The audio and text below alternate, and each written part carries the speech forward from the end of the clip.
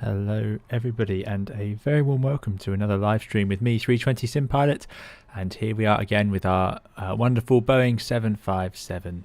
And today we're going to take it from here in London Gatwick all the way down to Venice to try and get it out of the sun.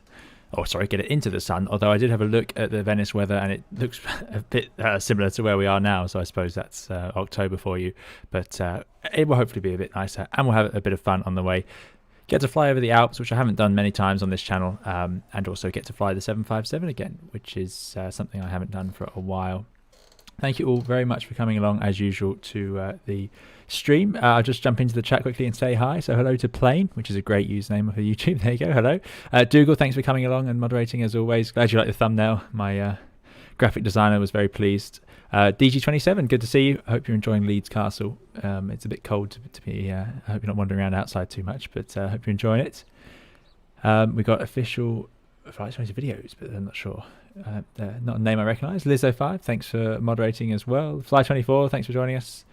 Swappy S, good to see you again. Matteo Chewy, thanks for coming along and joining us as well. I think Matteo's flying along. Fly24, I think, is flying along as well, but from next door and maybe not all the way to Venice. Savage Haters says, let's go. Glad you're here. Thanks for joining us today. Good to see you guys have all taken the time out to come and join us for our flight. SB, good to see you again. Haven't seen SB in a little while. Andy H1302, good afternoon. I think Andy was going to fly along but may have changed their mind later on in the day today. Just sort of time to relax instead of setting yourself up for a 2.5 hour flight, which I completely understand. Great to see you all. Geordie as well. Gary, Rishab, good morning, good afternoon, wherever you are in the world. And Andy says, be careful with the call sign. Okay, I'll try and be careful, and I'll try and be careful to make sure I use jet sets, even though the code is AMM. Bobby Fuzzy, thanks for coming along, and Jonathan Solander, I'm sorry if I miss any names. So many people these days. It's really great for you all. Thanks for coming along. Shimon, good to see you here. Dougal's not able to fly along. That's a shame. Hopefully you get to join in on another one soon. HG1911, salutes from Chile. Good to see you. I hope it's not too early in the morning in Chile. Right, here we are then. Air 2000 757 from Gatwick. This used to be a very common sight. I've been very indulgent in the past on this channel, and I'm continuing that theme today in that I'm just taking liveries that I like when I do fly liveries from things that I remember from growing up. And Air 2000 was a stable of the charter sort of world, flying out on holidays down to the Greek islands and so on, things like that. So I thought it'd be good. We'd last arrived here on this stand in a Britannia Boeing 757. And they eventually merged with Air 2000, which became First Choice, and Britannia became Thompson, and now it's all part of TUI, which you'll all recognise flying around Europe today. Massive charter group. So this plane, I don't know if it's still flying. I suspect not, because this is now a pretty old 757. They kept some 300s, I know, flying. Some other airlines did anyway. But here we go. So we're going to struggle our way through the 757. So I apologise in advance to any of you that are hoping to see me handle an Airbus. But we did manage last time, and I was very pleased with it, and I was looking forward to doing it again. So hopefully you guys will stick along with me for that today. And let's get into the flight deck and start powering up, because it's completely cold and dark. I've had a few people talking to me about how they'd like to be able to do cold and dark setups in the Microsoft Flight Simulator Airbus, and it just made me think, I totally get it, and it's exactly what I would like to be able to do. But it is funny that we have these amazing applications on our computers that let us sit in the flight deck of aircraft and fly them all around the world wherever we want. And what most of us want to be able to do is sit in one for about 20 minutes in a completely off state and stare at all the buttons and press them in the right order. But there we go. I totally get it as well. The satisfaction of getting it right is always good fun, especially when it's a new airplane like this. So let's go to checklists. And I did have a request for me to run some briefings, and I was thinking this is a bit of a longer flight. We've got about 1 hour 54 flight time, it reckons, my sim brief, so we'll probably cut a bit of time off that. We are on VATSIM today as well, so you are welcome to fly along. I can see we have a few tails around us. I think Mateo's in the Speedbird 18 Victor Tango over there. Chanix is here, and I think we have a few others around. But I might save the briefs. We'll do that once we get on the way, and we'll talk about it, because I think it's quite an interesting topic, especially for a flight over the Alps. And certainly we can do one for the approach into Venice. Right, power up battery switches can come on. So that is only one in 7.5. That goes on. And standby power selector goes to auto. Seems to power up most things. The rest is in place. We've got electrical power to established. which we've done. That goes on. Bus tie switches can go to auto. They are on. APU to start. Let's get it going. Start warming up. Jumping into the chat. So yeah, greetings, Jonathan. Kden, where is Kden? I don't know that one, I'm afraid. Swappy, yes, we'll be doing some GA. Good idea, Swappy. That is something I enjoy and something I might stream in the future. Definitely. Yeah, Matteo is in the baby bus. Absolutely. Excellent. I'm glad my voice is relaxing. Rishab, yeah, the 757 is fantastic. I agree. It's a lovely machine. And he's been on an Air 2075 in the original livery with the red and gold. Yes, that's it. This livery appeared for only a couple of years, really, and I'll talk about it on the way. Actually, let me get going, because I saw last time I streamed this airplane, it took me an hour to get in the air, so I'm trying to spare you the pain of watching me struggle for an hour. So let's get the nav selectors going. So this is, I talked about this last time. It's one of the reasons I like the 757. It's quite similar to the Airbus. A lot of these panels are in similar places, and they're labelled really neatly. Nice push buttons. None of the sort of rocking switches that the 7.3 has. So I'm trying to use this to transition onto the 737 one day. And then status, it says check. Well, I'll check it. I assume these are the reasonable sort of cautions to have, as I haven't got any faults enabled. So we've checked that. Verify quantities. I know how to do that. We've got some that's temperature, oil quantity. It's not on the bottom, so that seems good. And hydraulics 0.88. Hopefully that's enough. Check. And that's almost exactly what you do in the Airbus. Oxygen pressure is an interesting one. There it is, 1744. There we go. Look at that. Success. Right. So the APU is starting out. Running. Good. What I'm going to do is let's load up the airplane. A feature I quite like about this. I filled the airplane up. We had 200 passengers on SimBrief, but sadly my Air 2000 only has this config. I'm not sure how to change that, so there we go. And let's get into the CDU. This is the meat of the dilemma for me today. You'll see me struggle with this a lot. Right, FMC, enter IRS position. Yep, okay. FMC 757. I did update that.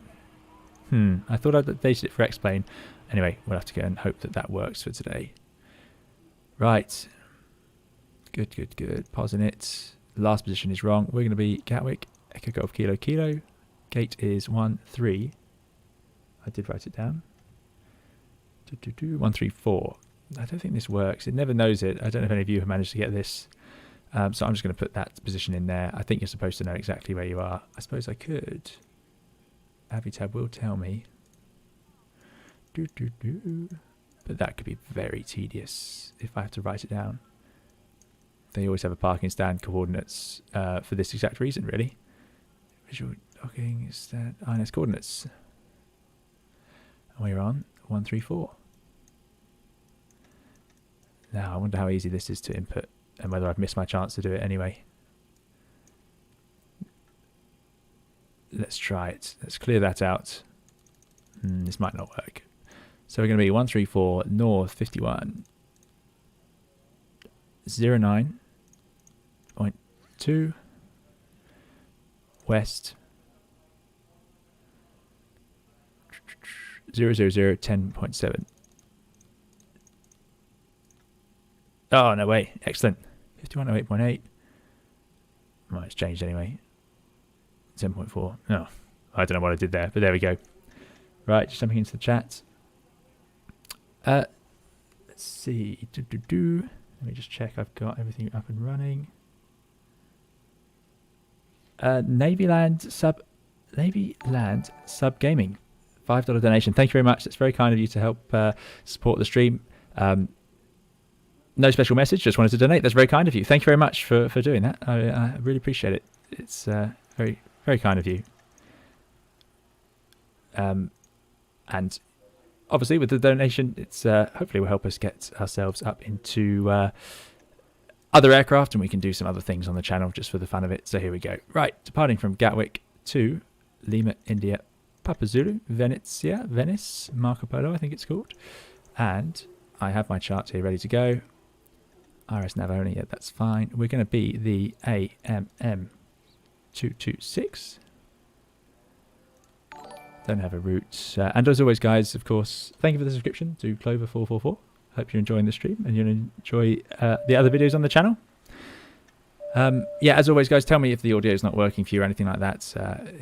I rely on feedback because I struggle to tell what's going on otherwise. Oh, and another subscription. Planet, is that Planet Zoo Gamer? My graphic isn't working very well, but thank you very much for subscribing. Yeah, Planet Zoo. Yeah, absolutely.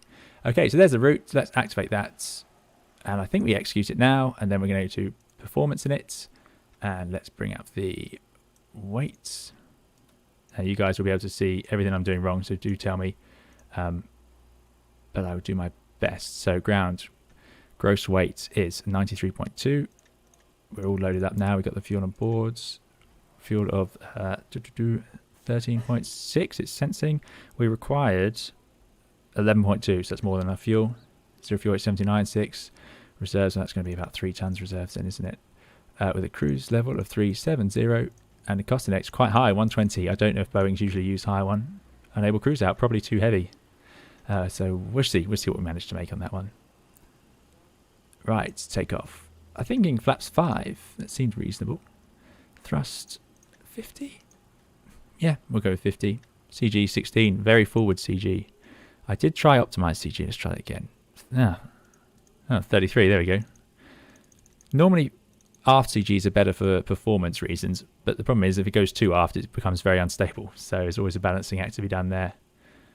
Right, let's get those speeds on. 137, 143, 150. Taking off at 93 tons. Max takeoff weight, this beckons, is over 115. It's really amazing maximum weight on the 757. Right, there we go. So that's the takeoff ref. Next page. Wind, runway headwind. I think it's a slight headwind of 0305. Let's try that.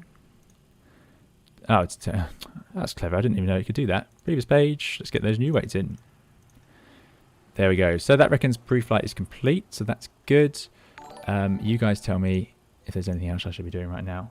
Matteo Chewy, that is incredibly generous of you. Thank you very much, Matteo. Long overdue. Thank you for the months and of fun. No, you're very welcome, Matteo. That's incredibly kind of you. I don't know what to say. It's yeah. Well, thank you very much, Matteo. It's been a pleasure. Matteo's been a long time viewer of the channel, and he's been very active on the Discord and is one of our moderators now. But that's very kind, Matteo. Thank you very much. Don't know what to say. Yeah, amazing. Thank you. Right, let's get ourselves underway. So we've done init, pos init, route. Yeah, it's probably time to do the route, isn't it? So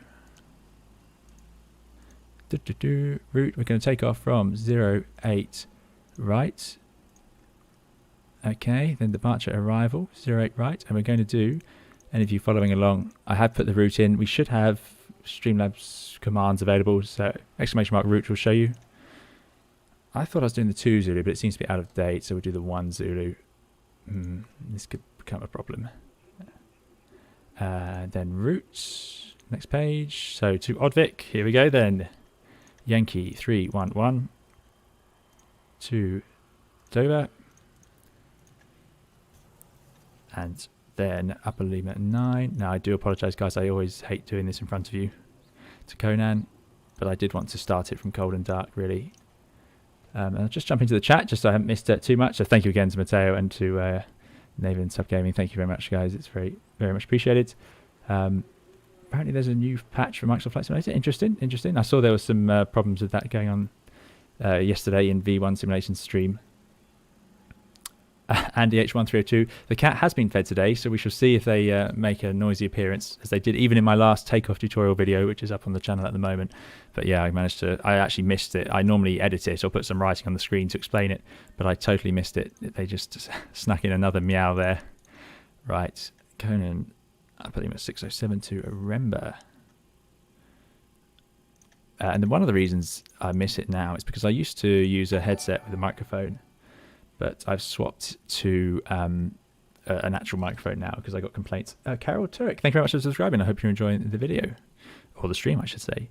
Yeah, and I used to stream like that, but then I got complaints. People didn't like the audio very much, so I got hold of an actual microphone. Direct to Learsu. Let's execute that so I don't lose it. So from Learsu direct to Nonco. We're nearly there, I promise.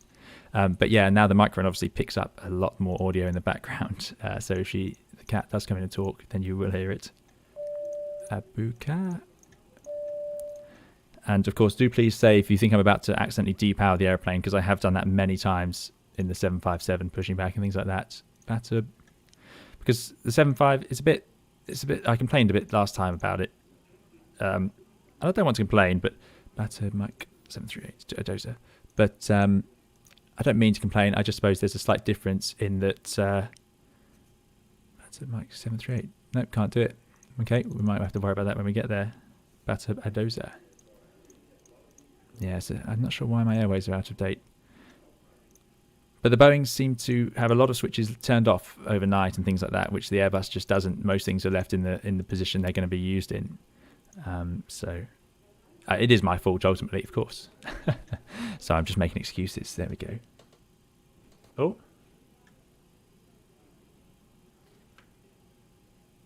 Is it still going?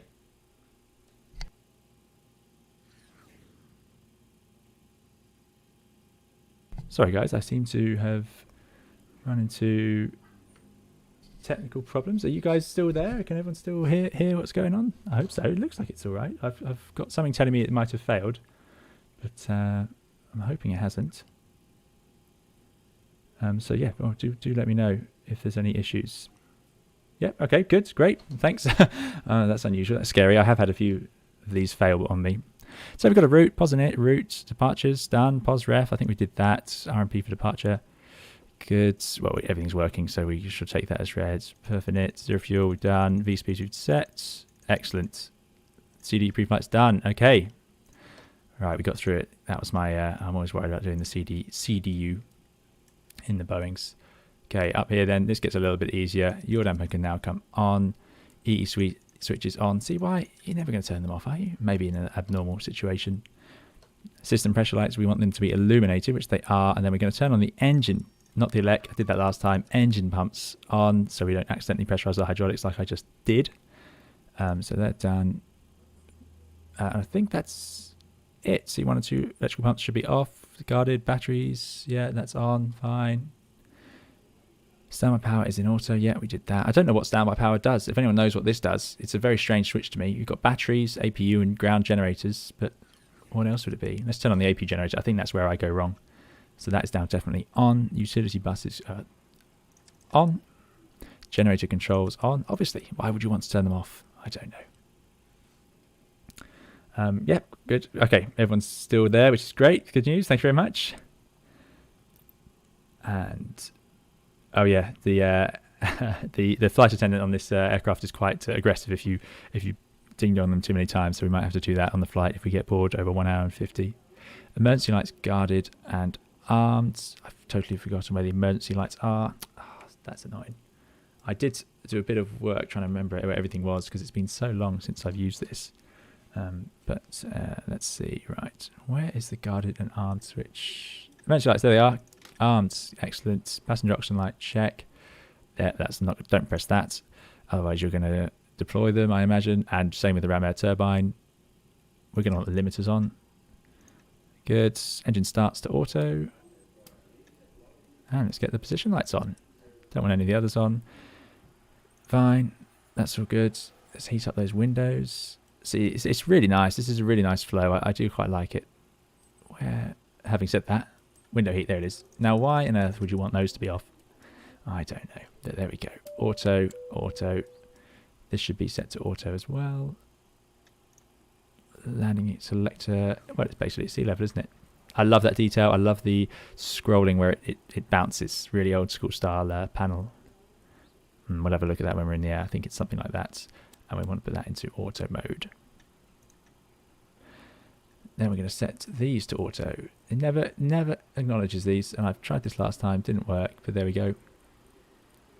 And I'm not sure, what does auto do? What temperature does that select? No idea. A few people did have trouble. Serve delay. Yeah, people have had to close the app and reopen it. Thanks guys. Yeah, quick to react on the need for the overhead panel, which parts I need, so thank you for that. I will be continuing to use your expertise. Yeah, so it seems like on some people's apps you had to refresh it, so I'm not sure why, but there we go. Right, that's done. No, I did do that. I know it says this, but I did do that. Yeah, everyone had to reload. Very strange. Okay, well, it seems to at least be continuing, so we'll keep going for now. Flight deck cabin temperature controls, auto. Yeah, we've done that. Do not lights. Yeah, we know. Trim air switch can go on, which I imagine is the hot air supply. Recirc fans on, obviously. We do those on. Pack controls to auto.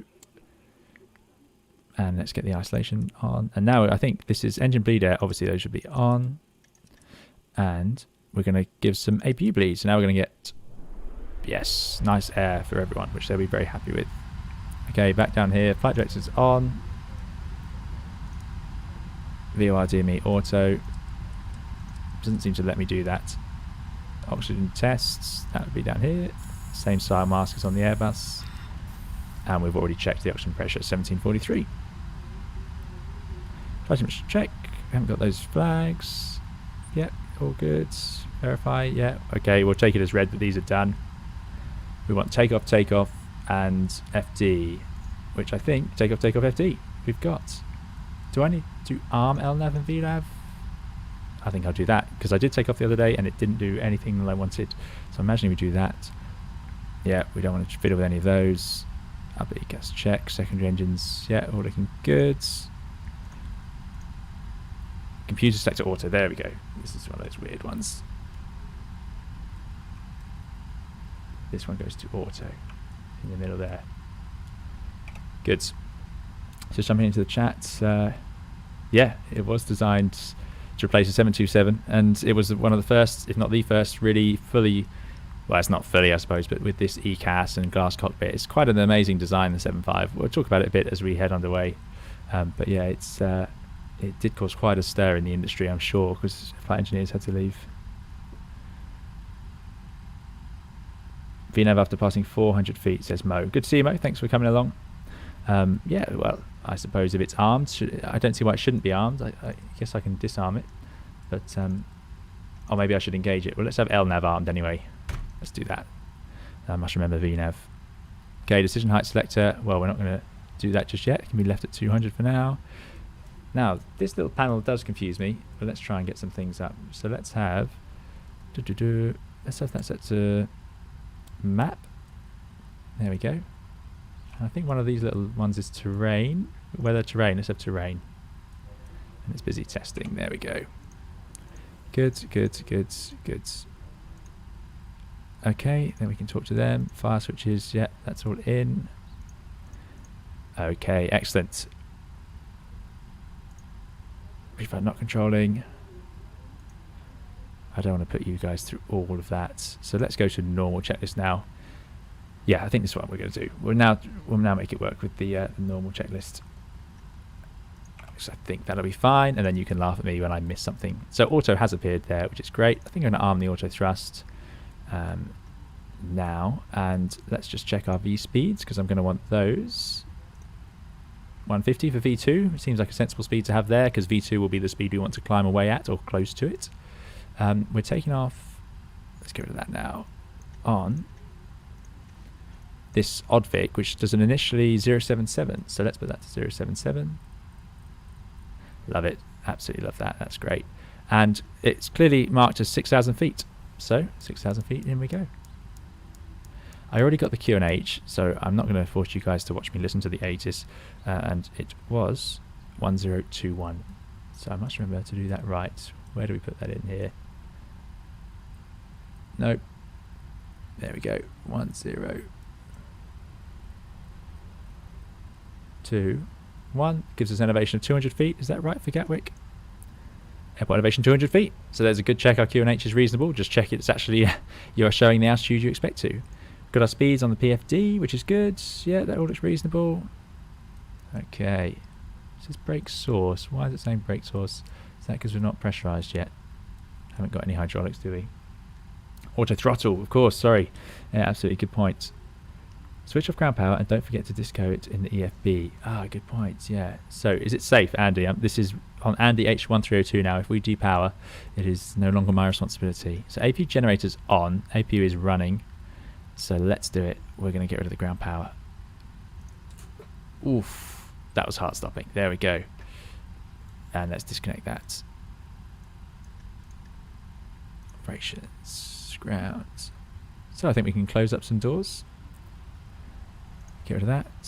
We've got our fuel, 13.6. Let me just check that on the overhead panel. I like this display. It's quite fun. 13 degrees. And yeah, we got 12, 13 and a bit. Perfect. 12, 13.5. Yeah, just about. It's always hard to do really simple maths. Get rid of all these things. Get rid of the chocks. Stairs. LSU. And let's close up that door. Right, things have started to come together. So when we take off on this one, oh, it's getting smaller and smaller for you guys. Sorry, there we go. We're going to basically taxi out, take off from 08 right, straight ahead 077. Now I know this is out of date now, but let's put that to plan. 077, KK02, close enough, and then 10. I'm sure there's some minor changes. Speed limit 250 knots. It's a straight out departure, pretty reasonable, up to 6,000 feet, so that should be absolutely fine for us.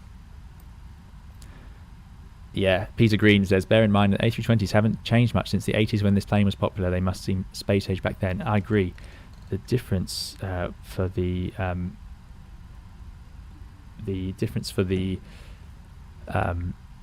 320 to come out back when it did in the 1980s, next to the 737 NG and this sort of thing, is yeah, really amazing. One pilot described it as the Enterprise by comparison when they stepped onto the flight deck. Right, I think we're pretty much there to go, guys. What have I missed? Let's get rid of that. Get rid of these. And I do like these checklists, actually. So oxygen we've tested. Sure. Pressurization mode selector, auto, flight instruments tests, cut off gear pins remove, yeah. So fuel, we checked that. Windows are locked, MCP is set, I think that's right. We've got the speed, we've got the heading, got an altitude to go to, yeah, should be good. Takeoff thrust, yes, takeoff thrust. I said I was going to flex to 50 degrees, which I reckon would be quite high thrust takeoff. So I think I can just set that here, there it is, 50. Let's do that. Takeoff speeds check.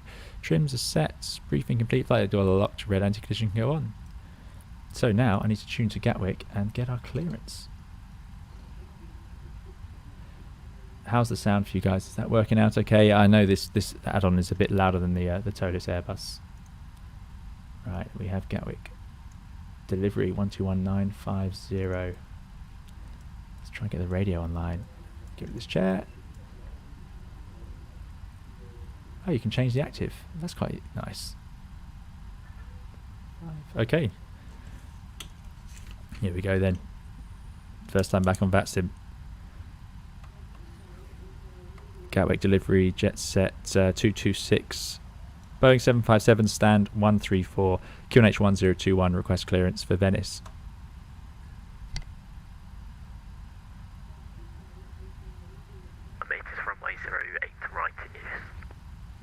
Yes, a firm 08 for in use for Ryanair 607. That's embarrassing. I didn't put the delivery, good audio on. Good evening, Ryanair 52 Alpha Lima 737-800 stand 16 with information uniform. QNH 1021 clearance, please, back to Dublin. Yes, I am back on VATSIM, Navy Landsat. We are on VATSIM today. Yeah, the brown cockpit colour blowers 999. Yeah, we talked about that last time. Actually, it seems very divisive. I sort of like it, but I can't say I would choose it. You just get used to it. I was wondering why I couldn't hear anyone. I thought Gatwick delivery would surely be busy-ish.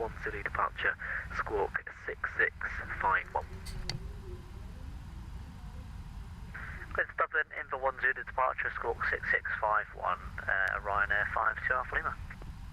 Ryanair 52 Alpha Lima, all correct, thank you. Gatwick delivery, jet set 226, Boeing 757, QNH 1021 and stand 134, request clearance for Venice. Jet set 226, Gatwick delivery, good afternoon. Cleared Venice via the Oddvic 2 Zulu departure, squawk 0573. And cleared to Venice, 08 right, Oddvic 2 Zulu, squawk 0573, jet set 226. Jet set 226, all correct. Okay, let's find 07. That's frequency, here it is, 0573. DC71 Romeo Zulu, hold position, contact ground 121 decimal 8. Oh, there we go. 7, 3. And I guess then we'll just go to ground. 118. 657, would the Big and 3 Papa... There we go. Now I know we don't have the right Oddvic departure, so I hope that's not breaking too many rules, but that's just what we have in this database. I did try very carefully to update it, but it doesn't seem to have worked. But this will be very close. Big Goose 14 taxi via runway 0, correction 26 right, Echo, hold Echo 1. Space Week 10. Yes, Concorde does have probably the best cockpit. Endless buttons to press. Go ground. Good afternoon. Jet set 226, stand 134. Request push and start.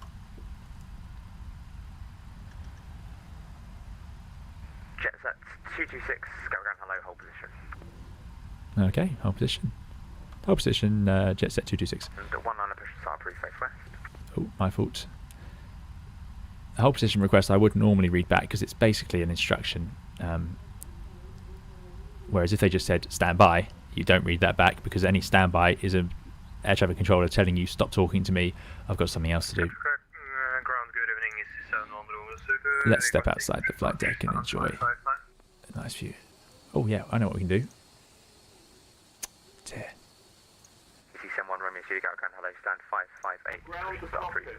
And we have audio now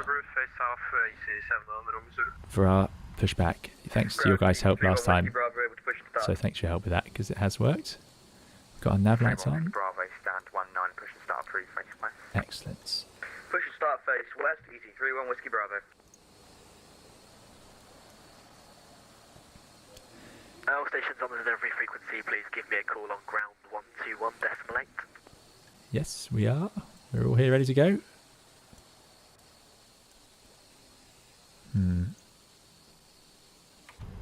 I might try him again. What's going on behind us? Go ahead, jet set 226. Jet set 226, push and start approved, face west. Push start approved, face west. Jet set 226. Excellent. So let's finish that off then. Red beacon definitely needs to go on. That's locked. And I think that's it. Let's finish this. 757 pushing to your right. Start for taxi. Yeah, we've done it. Done before start. Okay, so we were to face west. Here we go. So facing west means facing down to the runway. Ground to cockpit. Please show me where you Which has got to be that way. I don't want to go too far because we've got the Jet 2 next to us. Let's go. Wait for the parking brake release.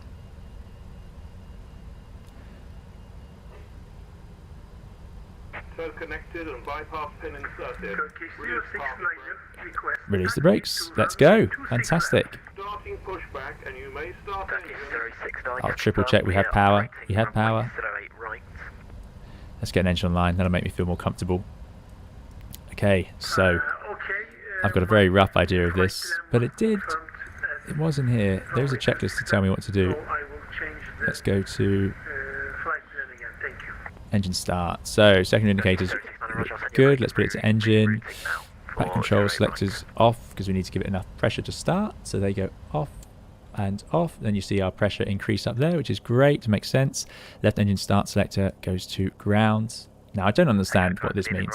There we go, ground. We're going to wait for N2 to increase. Is it N2? N3 to increase to 25. So N3 would be the third layer of the engine intake of the turbine. 25%. There it is. Put that not to rich to run. If you put it to rich, the engines fail at top of descent. I've discovered that the hard way.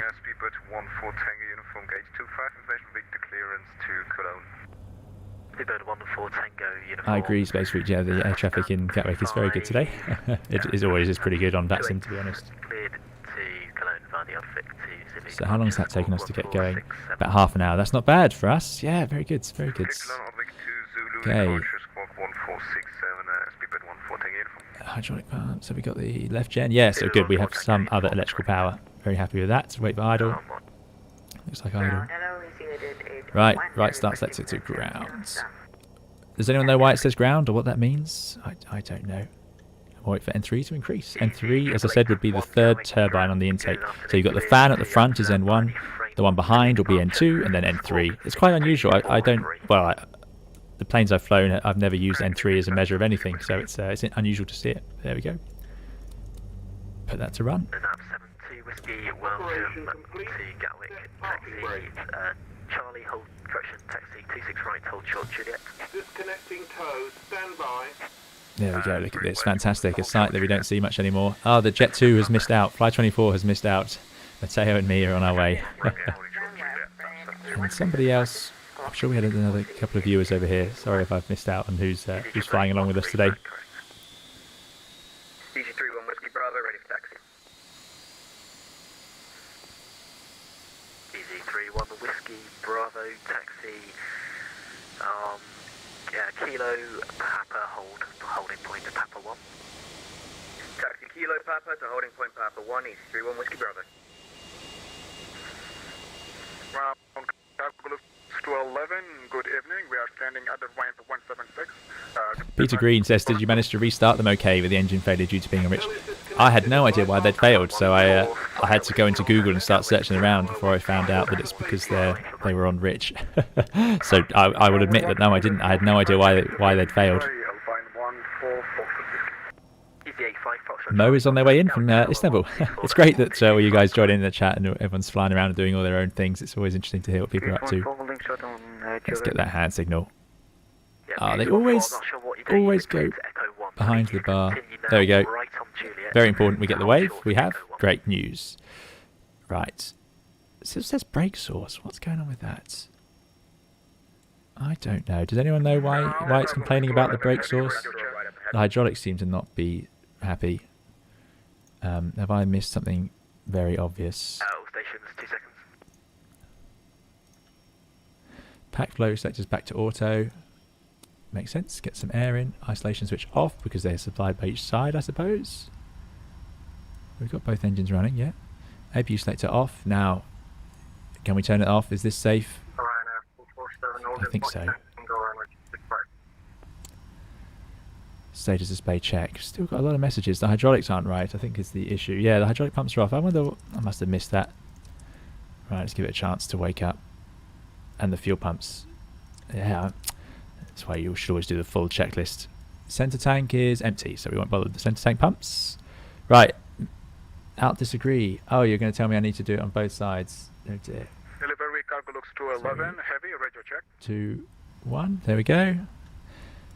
Parking brake is on, FMS message. Okay, I think we're getting there. Right. Flaps to 5, please.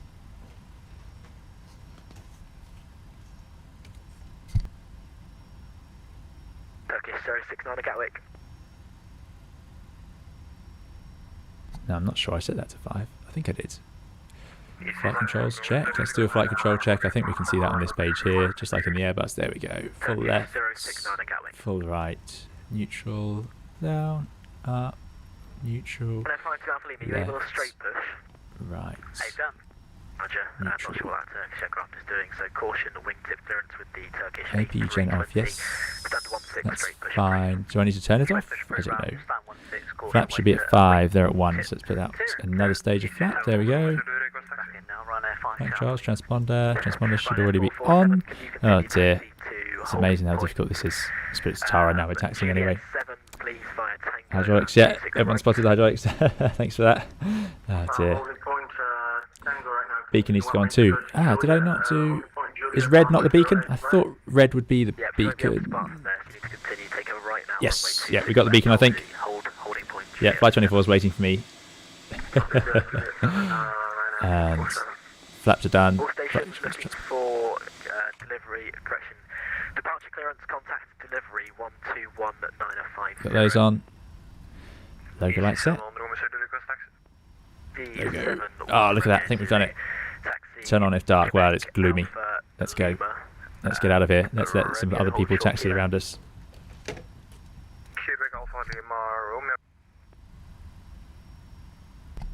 Jet set 226, request taxi. Ground is 31 Whiskey Bravo, Mr. Turn at some point. Looks like we're heading on to 26 right. Yep, you were cleared to Papa 1, so take a right on Juliet now and continue taxi, holding point Juliet 7, runway Juliet, Tango and runway 26 right. Roger, bye, That's Juliet, okay, Andy. Tango, I right, wouldn't have known if it was on or off Juliet, properly. I thought red was hit. 1 moment for EC31 Whiskey. Jet set 226, request taxi. Jet set 226, thank you. Continue taxi, holding point Romeo 1, via Kilo and Romeo. Kilo Romeo, Romeo 1, jet set 226. Okay, we are on 134. Kilo, second left, Romeo. Romeo 1 is there, so not very far to go at all. Let's get ourselves out of here. So, brakes released. Oh, someone's in trouble. It's here. That'll be me soon. Especially if I accidentally depower or something. Contact Tower 124.225. So we would, as usual, check that it's clear all around. Good afternoon, Cargo 211 Heavy. It seems to be rolling even without increasing thrust, so must be slightly overpowered on the ground, similar to the Airbus. I know the 757's famously one of the most overpowered aircrafts out there. It's famous. Anyone who's flown it often talks about how extremely overpowered it is. Andy has been up at 4:30. That's a long day. No wonder you didn't want to jump on that sim and fly along today. If I've had a start like that, I mean, I don't stream if I've worked early in the morning because it's I'd just make too many errors. I'll probably not even have the stream set up even remotely correctly. It's a struggle at the best of times. It is pretty gloomy, Spacewood. I agree. Yeah, I do agree. Python, hello. Thanks for joining us. So second left then. As I've said before, I'm planning on doing a nice, well, I say nice, hopefully it's nice, tutorial on taxiing. But there's Quebec, so the next taxiway behind that sign is Quebec. And we want Romeo. So if it's, should be Romeo sign here, and the next taxiway will be Romeo. It also helps when you have these end of the line signs. Some airports will have really helpful signs that say the runway, so like, I don't know, 0928 to 27. Just to make it really obvious so you don't taxi the wrong way, which it does happen very often. It's not just in VATSIM that people taxi the wrong way. You do hear it in real life. People fly around to these airports, you know, quite rarely, and people travel all over the world, and they have to suddenly know everything about the airport they're in. It can be quite difficult. So it's something you've got to take a lot of time and care with taxiing. Sorry, Juliet, Papa, then where? Okay. So hopefully this person does not come up towards us. That makes sense. Juliet Papa Kilo, stand 33, is that 72 Whiskey, thanks. That's 72 Whiskey, sorry, I'm not sure what's going on today. Parasim, in terms of visuals, definitely the... Oh, thanks for the subscribe, Carter RPLX. Hope you're enjoying it. Parasim, yeah, the visuals for the clouds are, in Microsoft Flight Simulator, amazing. Then they definitely win. But as we talked about, the Airbus is just not quite ready yet. So it's still cooking, still in the oven, definitely. But the visuals in the clouds are stunning. Yeah, always. So if you're pointing at another airplane like this, something we often do is turn off the nose lights. So I might turn these off. It's not always a good idea, but what it does is it just stops you from blinding them. It also helps let them know that we're not gonna we've seen them and we're not gonna taxi in their way. We're gonna stop at this line, which is Romeo 1. Stand 143, push and start approved, face west. Okay, let's bring it to a stop here. Oh, I'm not really sure how I've got the brakes set up. A320 passing left to right, and then push and start approved to the west. My brakes is not set very well. Continue taxi right on Juliet to holding point Juliet 4. Right on Juliet. Juliet 4, jet set 226. Right on Juliet. Juliet 4 is... Where's Juliet 4? Where am I going, guys? Where's Juliet 4? I don't know. I think we're going to have to just set off and find it then. Let's get going.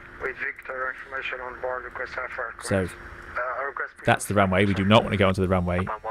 They typically put red lights flashing or a red stop bar so you can't, because the worst thing you can do is accidentally taxi onto the runway.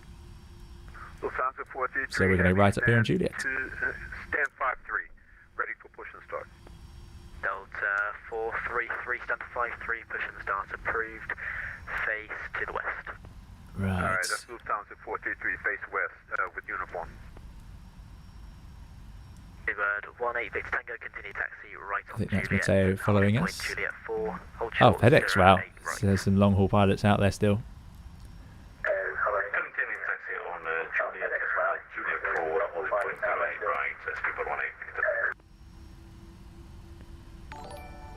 Thanks for the subscribe, Ben Matthews. I hope you're enjoying the videos, and thank you very much for joining in on the community. Easy 31 Whiskey Bravo, still holding. 2090A. 31 Whiskey Bravo, thanks. Continue on runway 26 right. So I don't have one that goes further as far along as I'd hoped, Andy. This is I'm not really sure where we're supposed to see Juliet 4. I'm hoping I will see it. So although the 757 does have enough power at idle to move, it doesn't seem to accelerate like the Airbus seems to continuously accelerate. So it's taking a bit of thrust to keep it moving. Let's put that not in plan. Let's have a map. Makes sense. Thank you very much for the subscribes. Bredipo Puccioso, I'm going to imagine. EZ71 Romeo Zulu, give way to the company A318, passing left to right. Cam is on their conference call. I hope it's not too stressful with a conference call, Cam. 08 right, via Romeo and runway 26 right. I wonder if I'm causing a queue with my slow taxiing. I am. I wonder is the Chanix pushed? No, Chanix is still on stand, I think. Ah, yeah. Don't forget to put the lights back on. There we go. And it looks like another sunset flight or nighttime arrival into Venice, so we'll get a bit of time to adjust the lighting for ourselves as we get there. I'm imagining, I reckon, probably just to the right of these screens is the centre line. I don't know. Any real 757 pilots will be able to tell us. Let's see. Is that centre line? Yeah, not bad. Not bad. That's one of those things that when I was growing up and I went on airplanes, I always was amazed how they managed to drive right on the yellow line. And it's just something you get used to. You probably feel all the bumps of the lights if you did this. What's our ground speed? 12. Bredipo Puccioso, thank you very much for the €1 donation. I really appreciate it. Thanks for helping out on the channel, and I hope you're enjoying the videos. A new subscriber as well. 200 viewers, yeah, excellent. Thank you guys for coming along and enjoying the video. 29, yes. There is no taxiway whiskey. Continue to Juliet 7. Ben Matthews, thanks for coming along. I hope you're enjoying it. And thank you for subscribing to Ali Raiza. Thank you for joining us today. Hope you're enjoying it. Jet 1026, contact Gatwick Tower, call sign only 124.225. Have a nice flight. Call sign only 124.225, jet set 226. Thanks, bye. Right. Now I like this. I like this radio panel a lot. I want one of these. 24225. Because in the Airbus you have to swap sides, but in this one, look at that. Fantastic. The frequency's ready. Right, they said call sign only, so we can do that. Tower EZ31 Whiskey Bravo. Matthew Hoochin, glad you're enjoying it. Brain slug. Oh, is that for us? Juliet 1 EZ3 Whiskey Bravo. I hope you're enjoying it. Good to see you here live.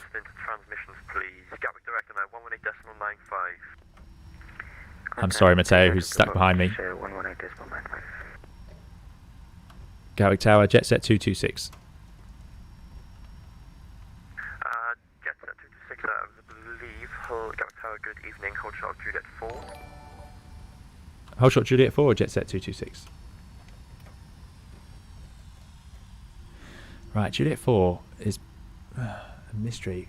We better keep our eyes peeled. Juliet 6?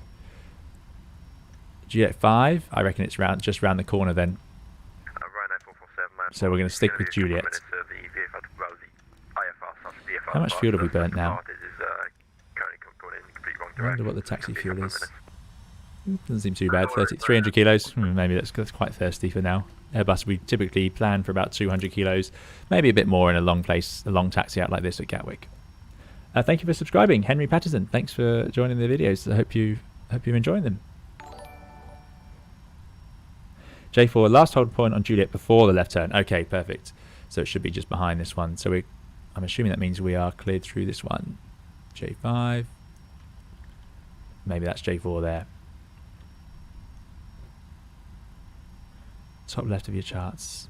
Ah, yeah, brilliant. Thanks for that. You can tell how much I use Jeppesen charts and Gatwick. So J5, J4, so it's round the turn, but then stop. Don't cross the other runway. I'm hoping to get above this gloom and get a nice view out. Something I do always say, I know we say the Microsoft Flight Simulator weather is the best, and it is excellent, and for the pure clouds, yes, it looks great.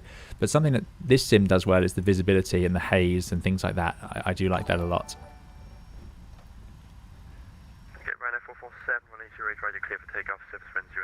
Thank you for the subscription to Matthew James Hushin. I hope you enjoy the video.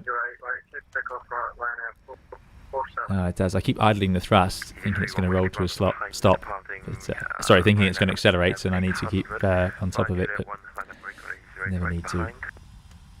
Right, are we ready to go? So we know where Juliet 4 is. Checklists. Right, before takeoff. So that's the next one to come. Let's have that ready to go. Must be uphill here slightly. As I always say in these videos, you can always tell a hill in an aeroplane. They are not designed to go up and down hills on the ground. They really struggle. And you have to really think about it. If you're on one engine, it can be really bad. Blowers 999. No, this is a add-on airplane. I got this on sale a while back, a few months ago.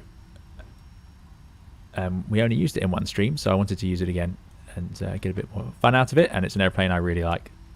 But no, this is a very detailed add-on, so it is payware. In terms of things I've bought for Sims, this is one of my favourite. Well worth it. In terms of compared to other add-ons, it's yeah, it's very good. Right, J4. It doesn't seem to be drawn. I can see J3. So let's just turn the corner. Oh, there it is.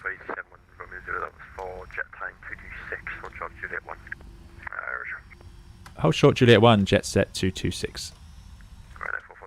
Jet time. He thinks we're jet time. I wonder, there must be an airline out there called Jet Time that he's used to hearing. Juliet 1 over there, then. I can see that. God, we're nearly going. Nearly there. Fantastic. Favourite part of the 757 flight? It's got to be takeoff, surely. It's such a roaring joy. So this is the Cat 2 stop bars. And we're going to go for the Cat 1, Juliet 1. It'll be dark when we get going. I should really think of this now it's winter. I'm so used to it. We did so many streams over the summer in lockdown when it was always light. Okay, Juliet 1. This line looks like a mistake. This is the real one, I would say. Stop moving.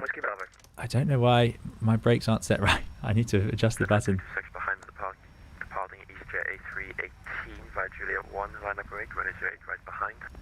departing EasyJet A318, line up and wait, 08 right behind, jet set 226. Oh god. Okay, we need to be ready for this. So white lights on. Runway turn off lights. I'm not sure what he said, but runway turn off lights can go off for some reason. No, they wouldn't want you hanging around like this in Gatwick. Oh, forget that. That doesn't matter. Okay, next checklist is going to be climb and cruise. Get rid of that. Let's go. Let's go. Let's go. Brakes released. Onto the runway. So let's think. Is it clear on approach? Yes, it is. Transponder's on. Cabin crew are ready, I'm hoping. And we've got the modes all set. We've got the auto thrust ready to go. Got the speeds. Got our altitude. I think we're ready to go.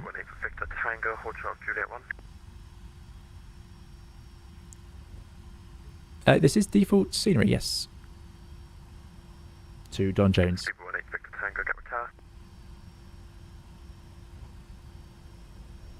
There's the other plane departing. That's great.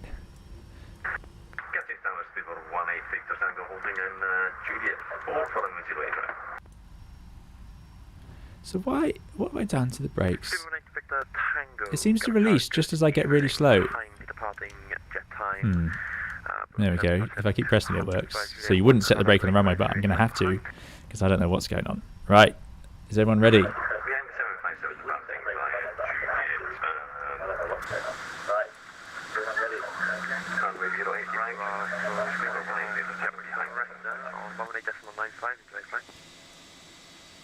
Oh, not sure what I just missed. Frequency was blocked. Was that last call for EZ31 Whiskey Bravo? EZ31 Whiskey Bravo, contact Gatwick Director 118.95, enjoy flight. Yeah, we are waiting to go. 118.95, thank you, have a good evening. We will go very soon. If you can as well, Stalking Charlie. Just waiting for air traffic control. Stalking Charlie, EZ31 Whiskey Bravo. This looks great. I do like this add-on.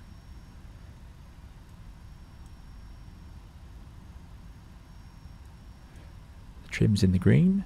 It was 33 for takeoff, but I'm not sure what units that would give us on there. It says 3. Let's put that to 3. That's probably in the expanded checklist somewhere. Jet 326, 180 right, cleared for takeoff, service wind 030 degrees, 10 knots. Go takeoff 08 right, jet set 226. Right, here we go then. Brakes released. I'm not sure, but I'm imagining they spool to 50%, something similar. 50%, okay. I think stabilized. No, that one, there we go. EPR. Takeoff, FT. Looks reasonable. Right, thrust is set. And airspeed's rising. I think we have a bit of forward stick. But I think they remove it by 80 knots in Boeing's. Just guessing there. Somewhere around 80 knots, pretty similar to the Airbus. Thrust hold seems reasonable. It seems to have held the takeoff thrust at least. Long old takeoff roll, but we are heavy. V1 and rotate. Let's go. He says. Keep filling. Positive climb. Gear up. LNAV. Okay. That's what we want. And I've got to trim. So stay in takeoff mode, and then someone said 400 feet for VNAV. So I don't know if I should have armed it or not. Let's get that trim sorted. And VNAV can go in. That's armed. There we go. EPR VNAV speed seems reasonable. Let's lower the nose to accelerate. Jet 326, contact Gatwick Director 126, estimate 25. Have a great flight, sir. 126825. Jet set 226. Thanks. Goodbye. Right, let's get an autopilot in before I make too much of a mess of that. So command autopilot.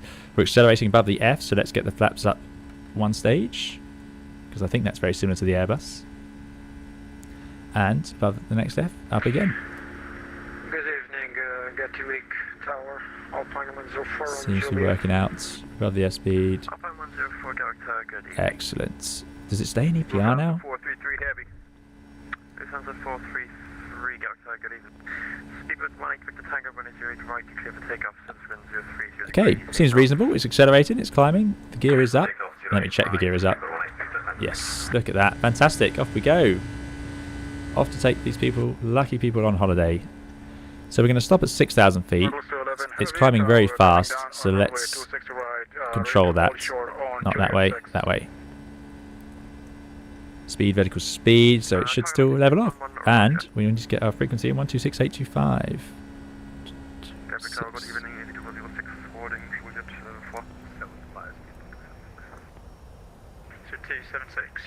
Wow, that's gone very orange suddenly. I assume the sun has come up behind us.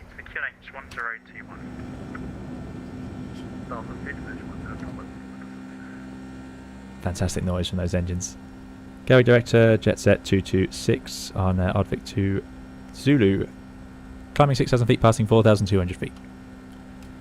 Jet set 226, go director, hello, climb now, flight level 180. Climb now, flight level 180, jet set 226. That's a long old taxi out, but there we go.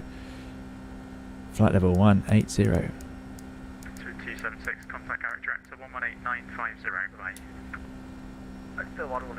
Yeah, the trimming did. I do forget you got to trim when you get in the air. Let me just check that flight level. For jet set 226, can we confirm our cleared flight level, please? Flight level 180. Thank you. Climb flight level 180, jet set 226. Yeah, get to 180. That's what we've got. I think that's the only place that shows it. Doesn't really show it on here. We're going up to flight level, so let's set standards. 1014. 1, 2, 3. Right, 447, there's no further control for you, so monitor Unicom 1. 3. Okay, off we go. Love the noise of those engines. What's going on in the chat then? Yeah, Bobby Fuzzy, I agree. The engines do sound fantastic. It is very orange, 076, descent, flight especially with the 70. brown flight deck. 70 KLM 1076. D-Gaming Gamer, how expensive is this airplane? I don't know. Does anyone know how much one of these costs? That is a great question. I do not know. Turtle Kai, thanks for joining us. I hope you're doing well. Active Discord user. Yes, Jeremy Chapman. That switch is that runway turn-off is very hard to get right. Come on. There we go. Right, we've probably got a checklist we can do now. Climb and cruise. TMCP climb. Do we have to press it then? Seems to already have changed the climb, so that's done. Weather radar as required. Well, it looks lovely out there for now. Forecast was, I think it's nice weather in Venice, just a chance of thunderstorms overnight, so we'll definitely get the radar on as we get nearer the Alps. That's a common place for thunderstorms this time of year. And then we won't do anything until 10,000 feet. Fantastic. Let's have a flyby then.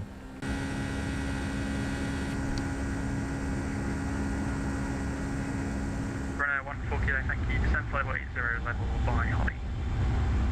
Descent flight level 80, level by Holly, runner 14 kilo. I think I've missed a couple of subscriptions there, so thank you for subscribing to Henning Health Pap. Thank you very much. I hope you're enjoying the video, and also to D-Gaming Gamer, who I think I missed just as we were taking off. I hope you're enjoying the videos and the stream.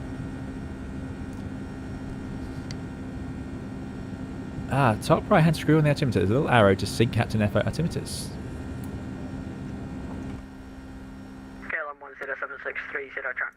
Brilliant. Thank you very much. See, all these little things. You guys are always full of knowledge on these. Space Reed says truthfully for a 7.5. Very good. 72 US dollars. Yeah, I suppose maybe the question was how much is the add-on? It should make more sense. I interpreted it as how much was a Boeing 757, but which I don't know the answer to. The add-on was on sale when I got it, so I think it was in the region of, 72 US dollars, something like that. Sounds about right. But Jeremy Chapman says 92 for the 200-300 and freighter. D-Gaming Gamer, I'm sure people can help you out in the Discord for different add-ons you might like to see. It seems to be reducing thrust. Anyway, I don't need to be doing 400 feet per minute. There we go. And we'll be doing 250, won't we? Oh, that's quite an aggressive nose down. Okay, seems alright. Flight change, flight level change, speed, LNAV. Control 134.125, bye-bye. Oddvic, have I missed that? Was that for me?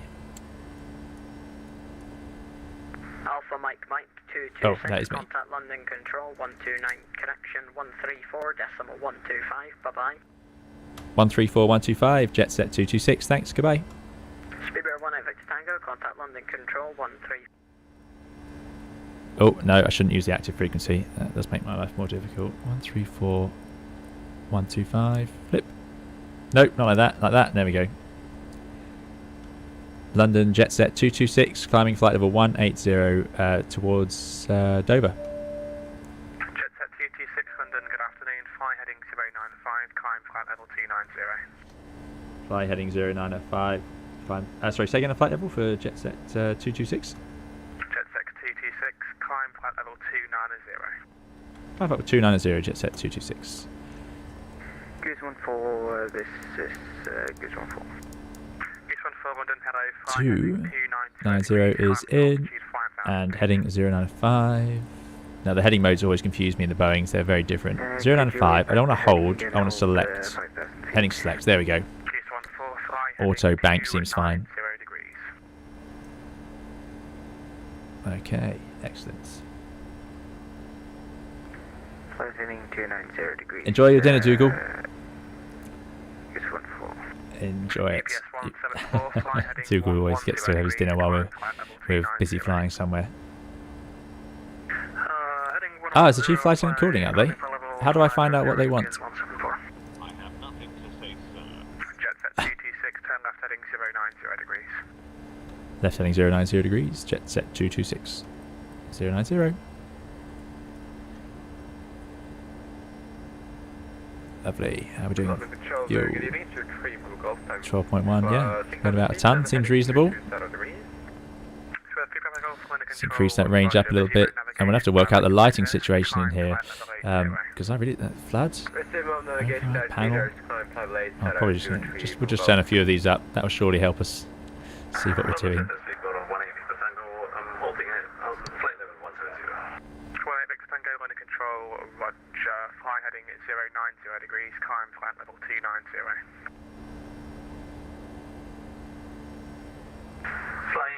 Swappy S, yeah, I keep talking about it and thinking about doing a stream in Flight Simulator. As I said before, not going to be in the Airbus until it's a bit more stable. Because I don't know if anyone saw V1's stream yesterday, but even just before the stream, Microsoft updated the flight sim and then the mod stopped working, and it's yeah, I can imagine very frustrating to try and get it all to work. So it would definitely be one of the smaller aircraft that I haven't modified. 129425, jet set 226, goodbye. Wow, thank you very much for the subscription, Sam Robinson. Sat in the mess room standby today. Keep me entertained, enjoy the flights. Oh dear, I hope your standby is going well. I wonder what you're standing by to do, but hopefully nothing too difficult for the nice afternoon to relax. Thank you very much for the £5 donation, that's very kind of you, thank you. 425. I can't believe how many London controllers are online today. London jet set 226, climbing flight level 290, heading 090 degrees.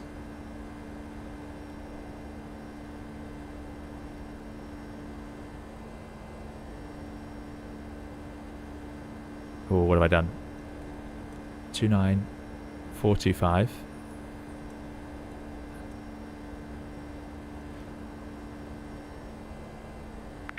London Control, hello, UPS 174, oh, something else on frequency.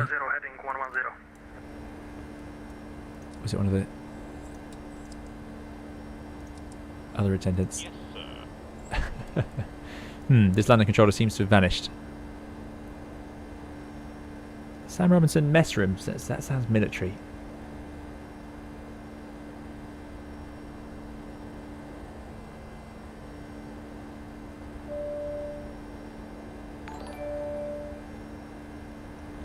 I think this controller's disappeared. London jet set 226, climbing flight level 290, heading 090 degrees. Jet set 226 on a control level. Sorry, say again the cleared level? Climbing flight level 290. Jet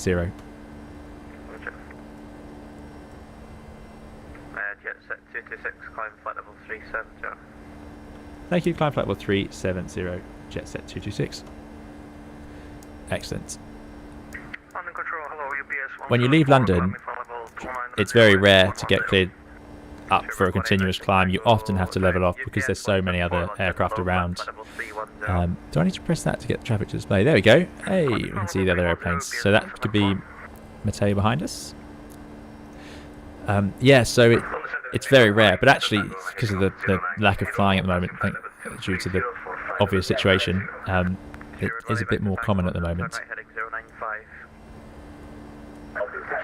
So they might be trying to separate the two of us, hence these headings. Yeah, this is a payware aircraft, and it's real air traffic, Gianni Di Summa. So it's actual other people who connect to the VATSIM network, and they're sat at their computer at home, and they're running air traffic control for us. Time for another flyby.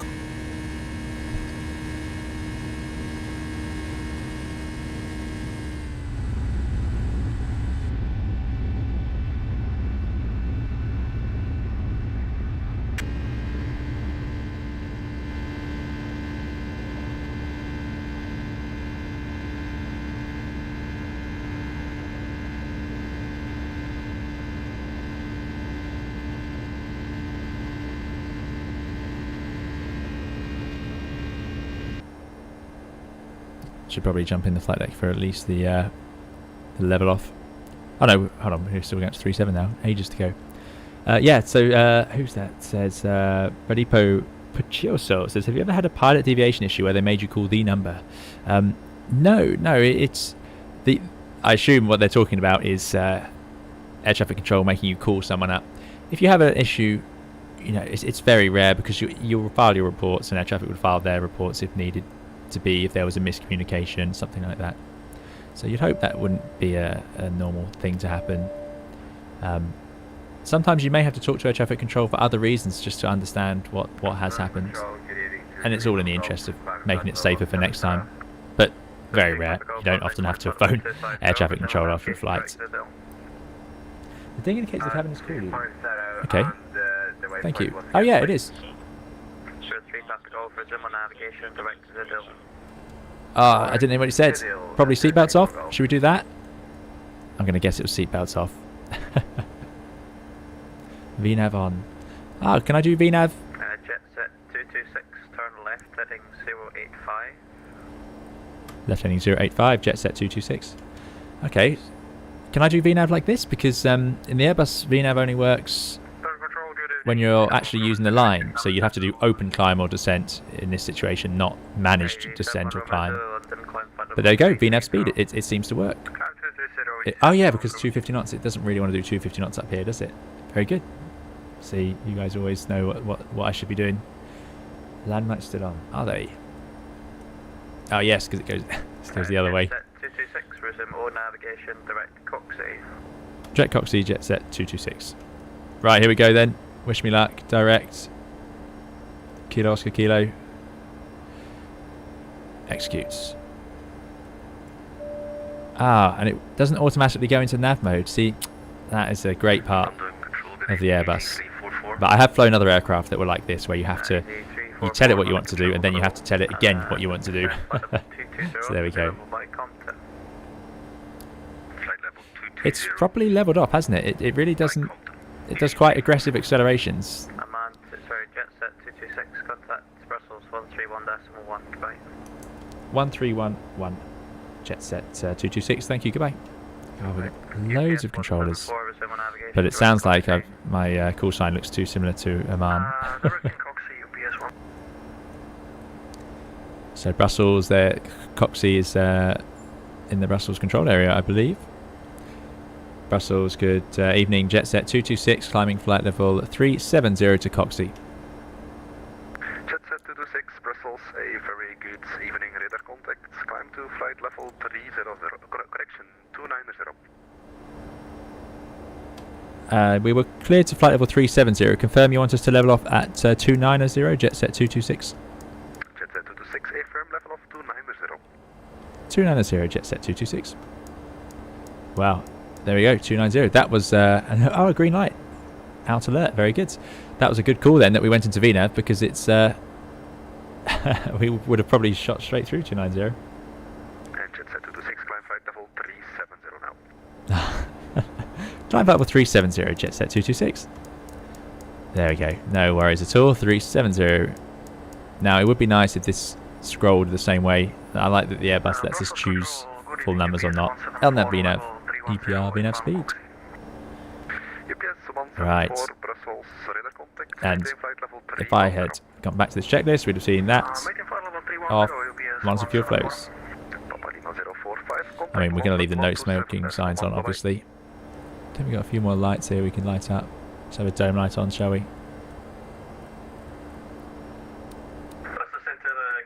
Right. That is fast. We seem to, yeah, we are right up on our limit. That's, I think that just shows you the 757, and I know it's just a simulator, so we don't know how accurate the performance is, but I would imagine, it wouldn't surprise me that the 757 could climb quite heavy, right up near its maximum speed, and still be climbing up at 5 or 300. It's quite impressive.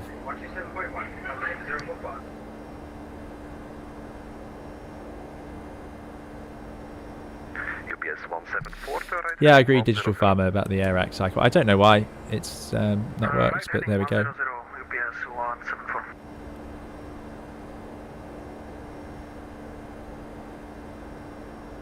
Jonathan Solander says, when you enter the winds and direction in approach section of the flight computer, what does Microsoft Flight Simulator actually do with it in terms of nav or the other? Thanks.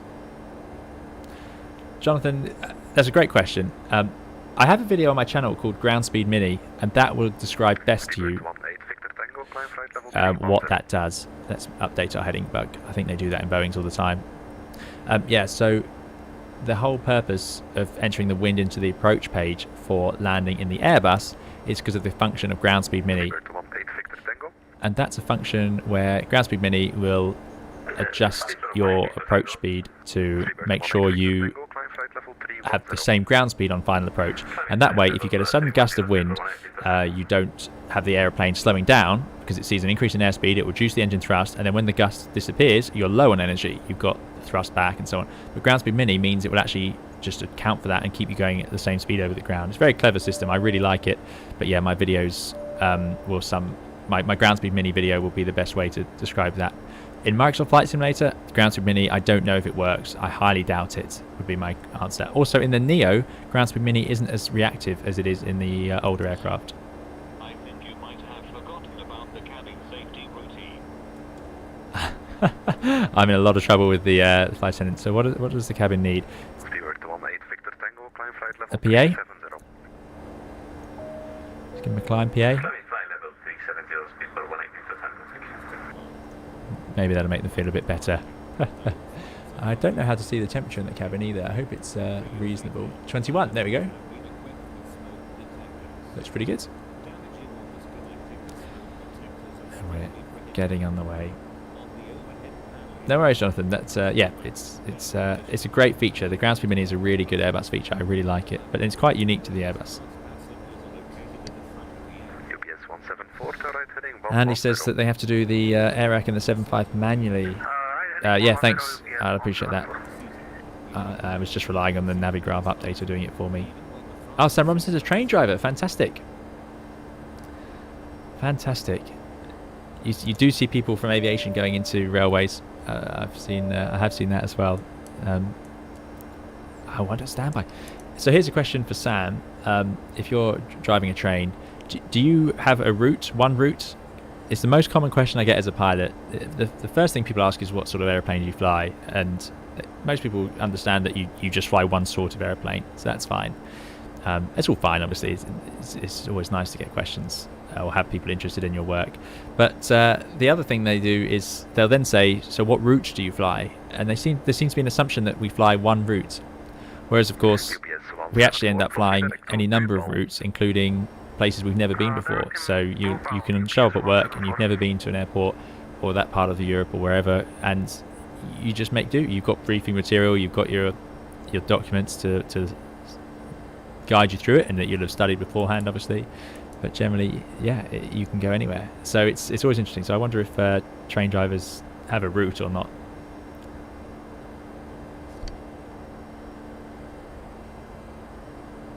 Apparently Navigraph has a special option for the flight factor planes. This is the flight factor 757, otherwise known as the VMAX 757 Pro. There's our last 1,000 feet to go before we level off. Nicola, how long did it take to go from studying to your first Airbus? It takes about 2 years to train for your license in Europe, where I did it. Flying your first Airbus can be your first job, or it might take you a couple of years of flying smaller aircraft. There's no requirement. It can be your first job, so it just depends on where you work first, really. Brussels on 129 thank you. Bye-bye, UPS 174. Jetset 226, contact Brussels 129.575, bye-bye.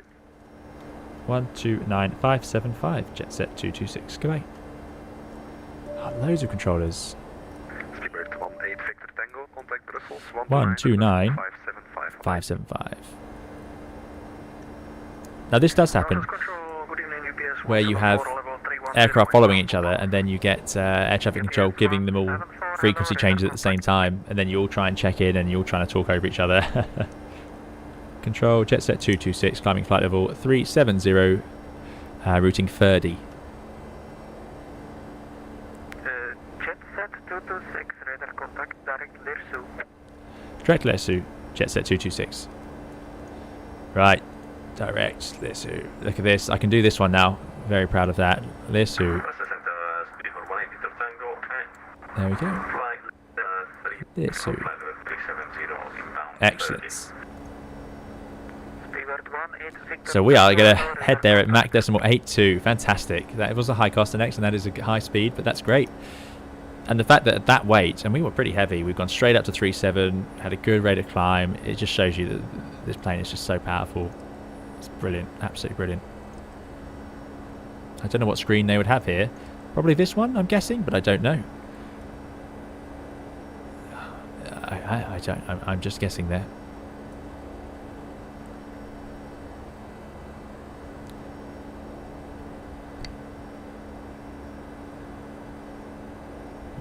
Aerospace says, have you obtained an aerospace engineering degree and then specialised in piloting to become an Airbus Boeing pilot? No, in Europe you don't need a degree, and an aerospace engineering degree is something obviously a lot of people will consider, but it's not a requirement.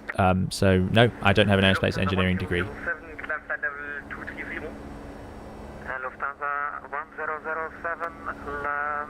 Peter Green says you could always say you fly London to Sydney in your A320. Yeah, could do. Could do. And Sam, there we go, here's the answer. Says no, many routes. Sam's a train driver, to any of you who have just joined. Mostly in and out of Paddington. Ah, so you do have several routes. We have to be route assessed before driving a new route alone. Yeah, that makes sense. So we have certain airports where we have to be assessed or have special training. So there are some airports, but typically, mostly we can just read the brief and use the charts and go there. Yeah, interesting. Thanks, Sam. It's a blank screen. It's supposed to be blank after checking flight controls on a Boeing. Okay. There we go then. And that's, I did a tiny bit of time, oh no, in a 737 sim when I was training to become a pilot. A lot of pilots will actually, there's a lot of 737 sims out there. And I remember there were two screens on that, I think one here and one down here. And I remember we were told to have that off for takeoff. And that way if something went wrong, it would automatically flash up so you would know and it would just catch your eye. Floodlight, I don't like the floodlights really. I'm not a big fan of floodlights on aircraft. I'm much more into the background lighting. I think it's nice ambience, nice to be able to see out properly. So maybe we can do it up here. Cabin dome chart. How do I do that? Is anything lit up? Seems to be sort of lit up. Door. I don't know. If any of you guys know what lights, other lights I could be fiddling with, I know there are loads and loads. There's a great video by some of you might have seen the pilot. I've forgotten his name now. That's very embarrassing. He hasn't done a video for a long time. He's an American Airlines pilot, and he had videos on the 757. Very Junior, I think he used to use as his name. Was it Keith or Kay? Anyway, he complains in one of his videos about he likes Boeings, but he does complain about how many lighting controls there are in some of the older design flight decks, like the 75. Maybe there's some down here. I know the Airbus has a lot down here, obviously. Ah, here we go. Weather radar. Auto. Let's tilt it down slightly. Here we go. Cabin crew dinging. Shouldn't I start the cabin safety demonstration? Oh dear. He wants to do the cabin safety demo. Did we not do that? Let's do that now. Now that's definitely not allowed.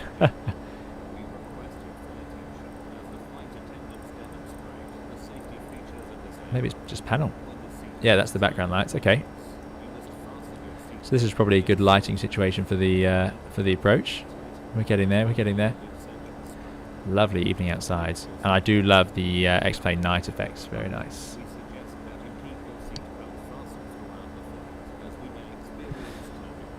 Bardley123. I'm glad you're enjoying the 320. That's really great. I'm really pleased. I love it when I hear people that manage to, well, my videos have managed to help people get into the Airbus. I've said before, you know, I struggled with the Airbus when I first played Flight Simulator years ago, and I thought it'd be nice to do some videos on it.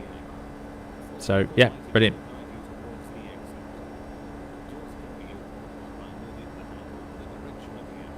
AL3XUK, another train driver. UPS 503, contact Langen Radar 120.8, good day. 120.8, thank you, your service, good day, UPS 503. Question from Aerospace: when was the last time you panicked flying, taking off or landing? Or usually you never panic as an experienced pilot. So depends what you mean by panic, but no, we don't panic at work. That's not really what we're there to do.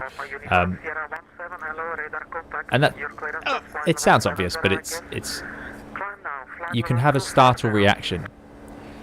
So if something happens that you're not ready for, you have a startle moment, and what happens is you'll try and do something to react to it. Your body, a lot of people call it the chimp, is the phrase, and there are books about it as well, about controlling your chimp. But it's the chimp paradox is the book about it, and it's really interesting. But basically, you will try and do something to react, and that's probably what you don't panic, and you don't see pilots panic at work. That they can get stressed and workload can increase, and there's a risk of startle and therefore a chimp response, like a knee-jerk reaction that you just do without processing it. But we actually train very hard to make sure that we don't do that, and we do assess and analyze and just control the chimp reaction and get through that stage, and then we can deal with the situation properly. But panic would be no good to anyone. Obviously it won't solve any problems, so no, hopefully not.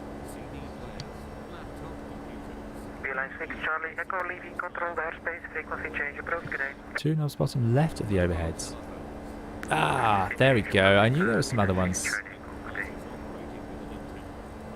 There we go. I was waiting for that funny greeny yellow lights.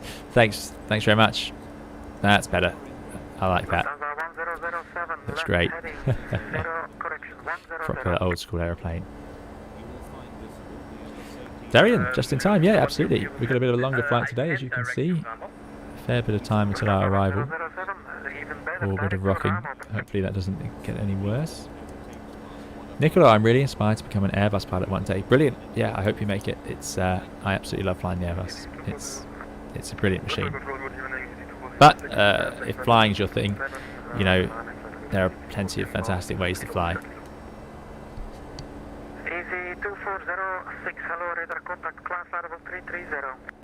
Ice Mickey says, what ATC are you using? This is on VATSIM, so we are using the VATSIM network. We might actually be able to see. So we're logged in and we talk to air traffic controllers, and then we can see the other aircraft around us and they can see us. So we are being followed by our colleague.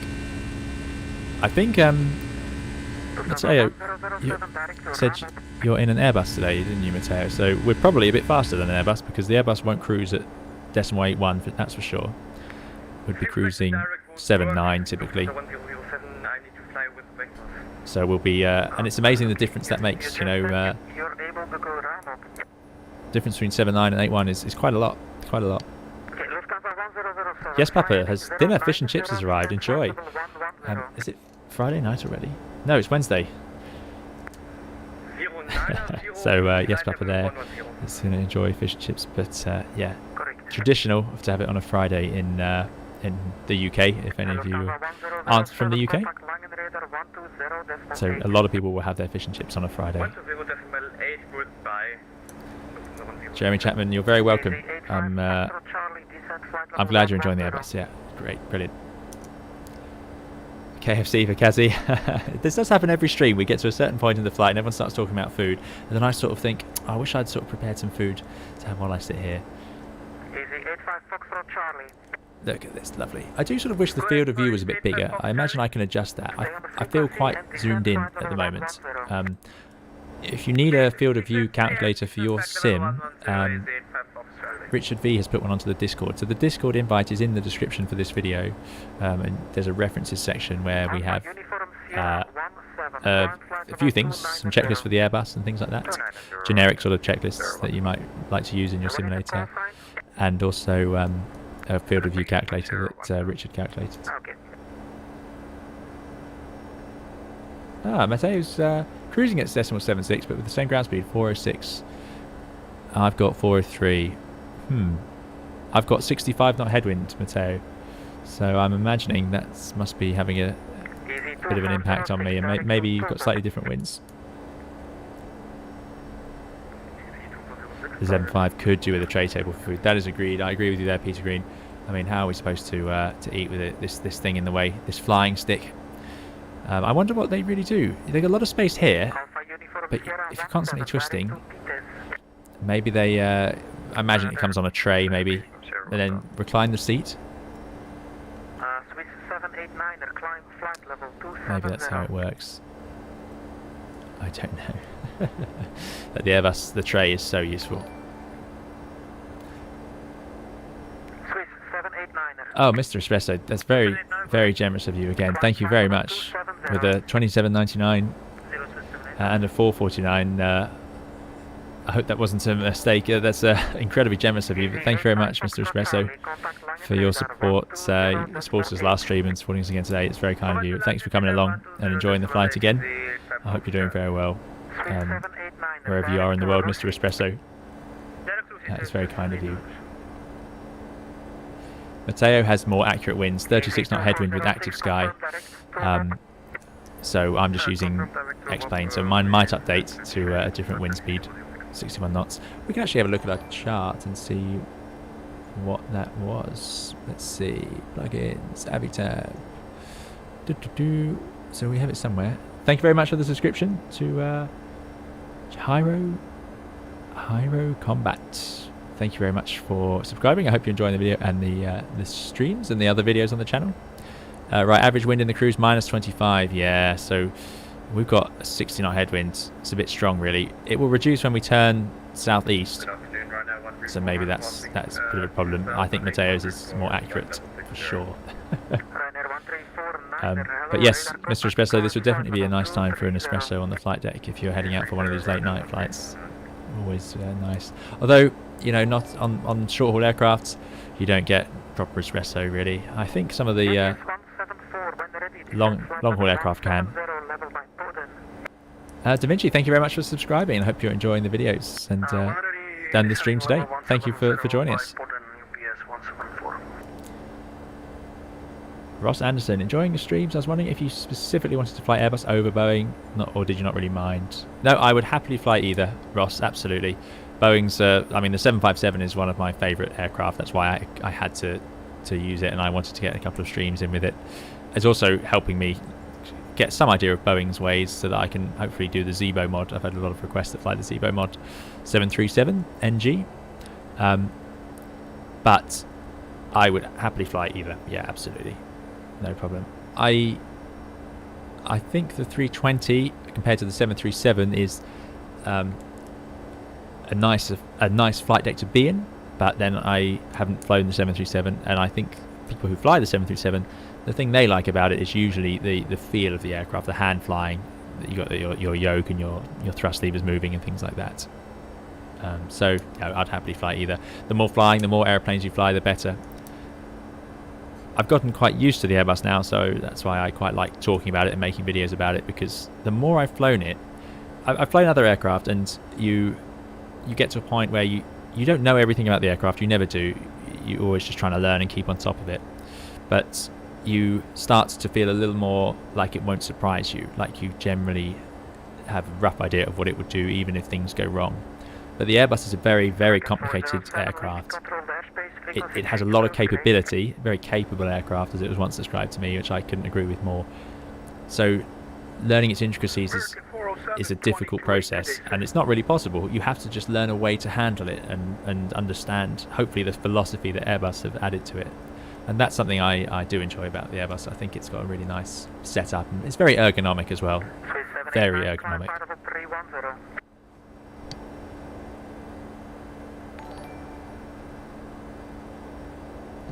Ice Mickey's flying to LIRF. Fiumicino, I believe. Thank you for the subscribe, Adam. Hassan, thank you very much. I hope you're enjoying the stream. Kazi 757 crew. I hope you're enjoying the 75. Well, I certainly am anyway. And just in case anyone's missed it, I don't know how many of you remember or have seen this livery in real life, but there it is. It's starting to go dark, really. We won't get to enjoy it. The Air 2000 Tapestry livery. I want to use the JMC livery as well, just to continue the theme, but I haven't found one that works in the version 2 of the 757 just yet. So we are stuck with the Air 2000, which I'm not going to complain about. Cruising out over the night. Lovely. Yeah, there's nothing like being sat in the a flight deck at night like this. It's very unique, very lucky feeling. Blast from the past, Kazi. Yeah, absolutely. Cam A321. I'm going to try and join the line from Zurich to Venice. Excellent. Yeah, we might see you spring up underneath us. Now, how would I think I can get airports to appear on here. So, Zurich is going to be... Oh, we're quite a way away from Zurich at the moment. We're heading down through Germany still. Might try and get a shortcut, I guess, at some point. As this... past... okay, yeah, we're doing alright for the time. One of my longer flights.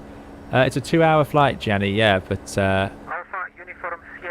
the wind seems to be slightly worse than we expected. But roughly 2 hours is the idea. Yeah.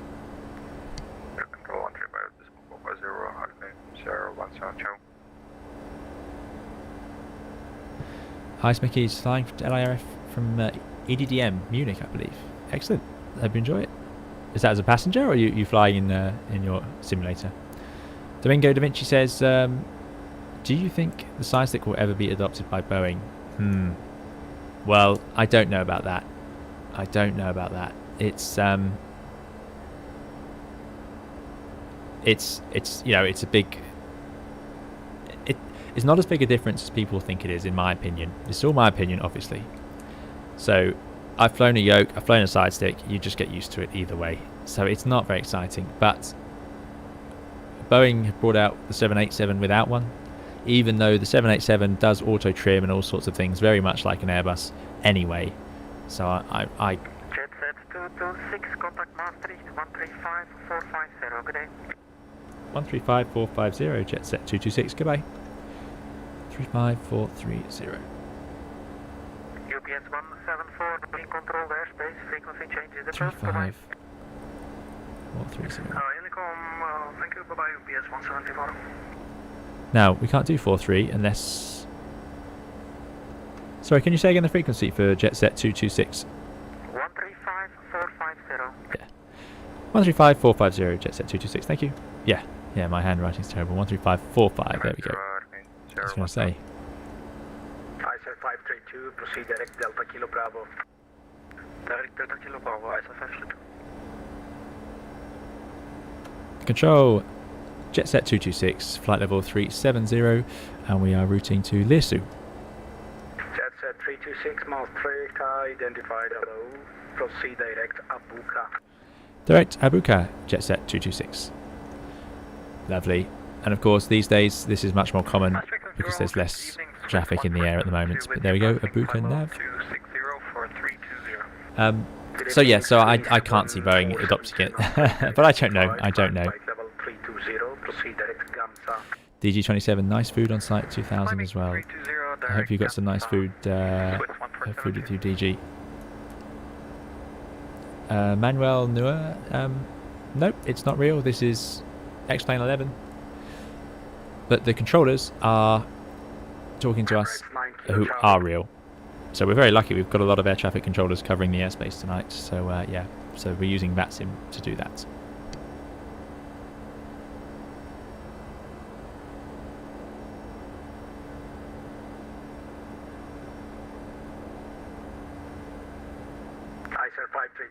Just jumping onto my VATSIM app to see if I can see. I can see us. We're just leaving. Just swapped controller. There we go. Who else is coming with us? There's a Ryanair. Zurich. So I think it looks like it's just me and Matteo in the speedbird behind, heading to Venice at the moment.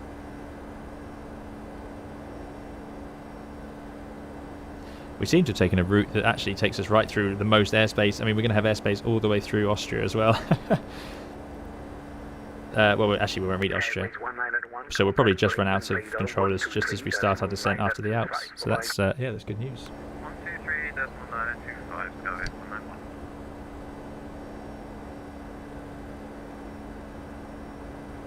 Maastricht on air control, good afternoon, about 300 good fuel, flight level 370. Gianni says it's all design choices by the manufacturer. Exactly. So they will choose what they want to do, and Boeing pilots will have to get training and need time to adjust. That is true. So if you're trying to have if they tried to make a 797 that could be flown by the same pilots under the same type rating as a 787, then they couldn't put a side stick in it. So it's probably not worth it. Yeah, good point. Identified, proceed direct, Zambuca. Reshab, yes. Yeah, we're all keeping our fingers crossed that Microsoft Flight Simulator gets itself upgraded, and we get the airliners working well in there, because the visuals are fantastic. And maybe X-Plane 12. I assume I've heard that X-Plane 11.5, which is the version we're using, is the last update, but I don't know if that's true or not. That's just something I heard. William, thanks for joining us. We are Air 2000, a charter airline. I haven't got any way to light it up anymore, I'm afraid. You can just see from the tail we're in their old tapestry livery. They existed from around, I did write this down, regular viewers will know I love to bring out useless facts to you guys. 1998 they started with this tapestry livery, but they got rid of it in 2003, so not for long, when it got to the starfish livery, and then it became part of First Choice shortly after that. And somebody did bring up something great on the chats. Someone asked me, they did ask, I've got the name here, Warren Smith said, did I ever find out what this dial is? It turns out it's a timer, is my understanding. I did a bit of digging online. We can even turn it, so I wonder if it'll ring or what it would do when it finishes. But apparently it's like a backup timer. The Airbus, we have a clock we can run, and then we've got another clock we can start the chrono up here, which comes up on the navigation display. So we have a few options, but I don't think there are other options here, so maybe that's why they added that one up there. We got this down here, chrono, there we go, we could start that. So we've got one, and I guess that's the second backup.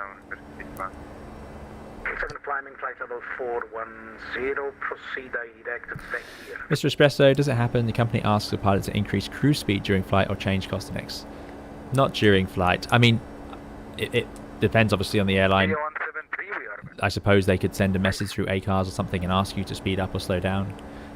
Maybe on long haul that sort of thing does happen if they have a reason to want you to arrive later, because it makes more difference. On short haul around Europe, it's rarely going to make more than 5 minutes difference, so they tend not to interfere.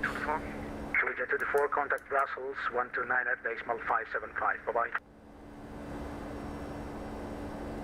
Contact Brussels on 129. Plop, yes. I'm not sure how you end up here, but that's what you've ended up with. Someone playing Flight Simulator, exactly. Although not Microsoft Flight Simulator. This is X-Plane 11. Yeah, which I did manage to remember to put in the title, which is lucky. Right, let's start. Any more checklists they're going to provide for us? Don't climb and cruise. Descent. Right, fine. Let's bring up the Abbey tab. That's a bit bright after we've gotten used to this. I wonder why my frame rate's dropped. I did have sort of 70 on the ground at Gatwick. Not sure why, but there we go. Let's get rid of our Gatwick charts. Now, I have flown into Venice on the channel. It was a very, it was one of my old videos, and it was not live, but it was on VATSIM. So not many people would have seen that, but that's why I thought I'd have the excuse to go back again. Apparently there is the LIPZ ATC. That'd be good. Bardi123, thank you very much for your subscription. I hope you enjoy it. Stephen's just departed Gatwick. Excellent, Stephen. Right. Let's start with approach. No, arrival. Every time I do that one. And I believe we flight planned in via Albit. So let's bring up Albit. 1 Echo. Yeah, right. Well, we're not going to do half of that. So this is a great example of when you need to be ready for a direct arrival. And I'm going to hopefully land on 04 right. Now, if we have to do an RNAV or something, oh my goodness, I really hope we don't. I would not have a clue how to do that. It is in here, so I'm going to hope we can press LNAV, BNAV and let it do it. Yeah, that could be interesting.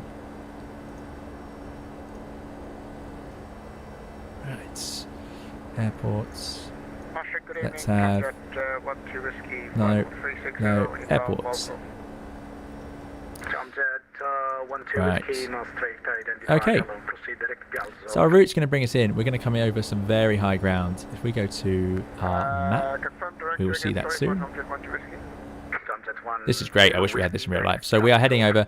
MSA's over the Alps, and by MSA I mean minimum safe altitude. That's the Speedbird 862 uniform the contact, lowest Indian altitude we will go to 132.550 in the event apply. of Region 132, any problems or a 55, depressurization 60 uniform. until we can get ourselves away from the terrain. And it can be up to sort of 18,000 feet. with Mont Blanc. So that's something you definitely brief. You'd have a point here to know where those MSAs start increasing, probably somewhere around München, Munich that would be, obviously, and you'd have a plan, and you'd have a certain point where you'll turn around and go back, or when you're over it, you'll keep going. So we're flying towards the Alps. Once we get past München, we'll only descend to 18,000 feet, for example, depending on what your route is. Once we're down at 18,000 feet, we'll either carry on over the hills. We'll be coming down this way to Vicenza and Venezia. So we'll either carry on, or if we're just starting, we can turn around and come back. Basel's a nice sort of destination there. Got a few alternates on this side of the Alps to go to, really. The magic of short haul in Europe is you've got so many destinations around you. Oh, there's no ATC in Venice now. I thought maybe there wasn't.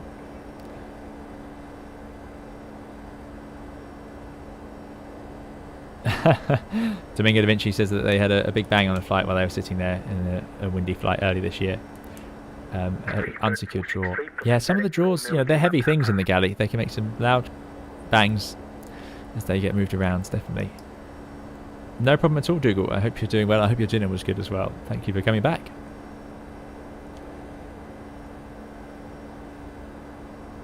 Right, so there's a rough plan for getting over the Alps anyway. But what it means is we're going to get to this side, and typically when you're flying anywhere near the Alps, like Milan, you've got this issue where you need to be high over the hills, and then you've got to get yourself down and into the airport in time. Venice isn't too bad, actually. It's quite nice, but it's something that you often have to consider. So D173, changing frequency, thank you. Because you'll see here, flight of 100. It's not to scale because it's Jeppesen, but anyway, there's quite high altitude restrictions on these, which are typically due to terrain normally, although it doesn't look too bad. 7,200 feet is the MSA though, so that is pretty high. So we've got to be ready for this because it's going to bring us in and round, and this will be all in the flight plan in here. Can I see it? Let's see. Plan. Legs. Speedbird 463, thanks for support. I changed the route right now. I'm heading direct to Batty. Ah, we didn't put the arrival in. Let's do it. Arrivals. RNS 04 right, Zulu. UPS 147, another check. Via Laren. And I was going to plan... Yeah, well, we want to go by Albert. What have I done wrong here? Oh dear. That's where it does get confusing. Albert 1 Echo. 147, another check. Goes via Laren.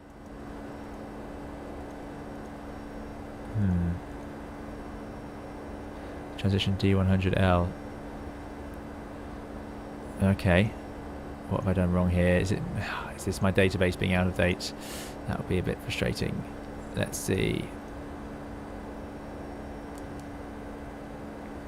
Arrival. 147. So we've only got Laren arrivals, which don't even exist anymore. Oh dear. Laren 1 Charlie. Contact. Ah, here we go. Albert 1 X-ray. UPS 145 now, radar contact lost.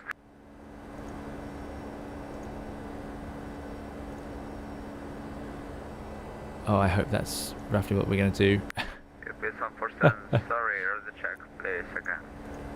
Ah, that's a UPS shame. 145, That is a shame. 5 by 5, sir, but I have radar contact lost now. Thank you, I Let's now disconnected me. zoom in. Adosa. Then we're taking the airway, so I can sort out the airway later. But let's go to legs. Adosa, Alpits. Absolute 506. Oh, this is way off. Can you repeat? Now, hopefully we'll get a direct Laren, or we'll request it.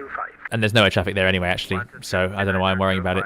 But that is frustrating. I must get this updated for the next time we use it. Yeah, I thought I had, like I say.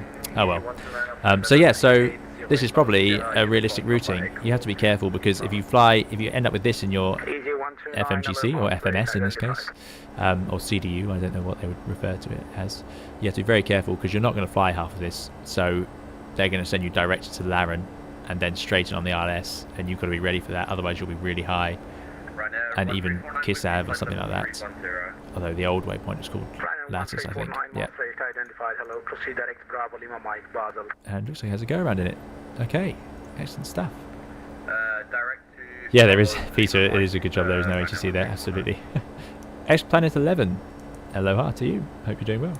DG27 says, have you heard of Alan Fox, Airbus simulator teacher? No, I haven't, I'm afraid. Nope. It's amazing how many names do crop up though, it is a small industry. Flight suggestion from Bardley 123, Joburg to Durban to Cape Town. Yeah, I bet that is lovely. That would be something to do in Microsoft Flight Simulator in the maybe the Citation Bravo, something like that. Right.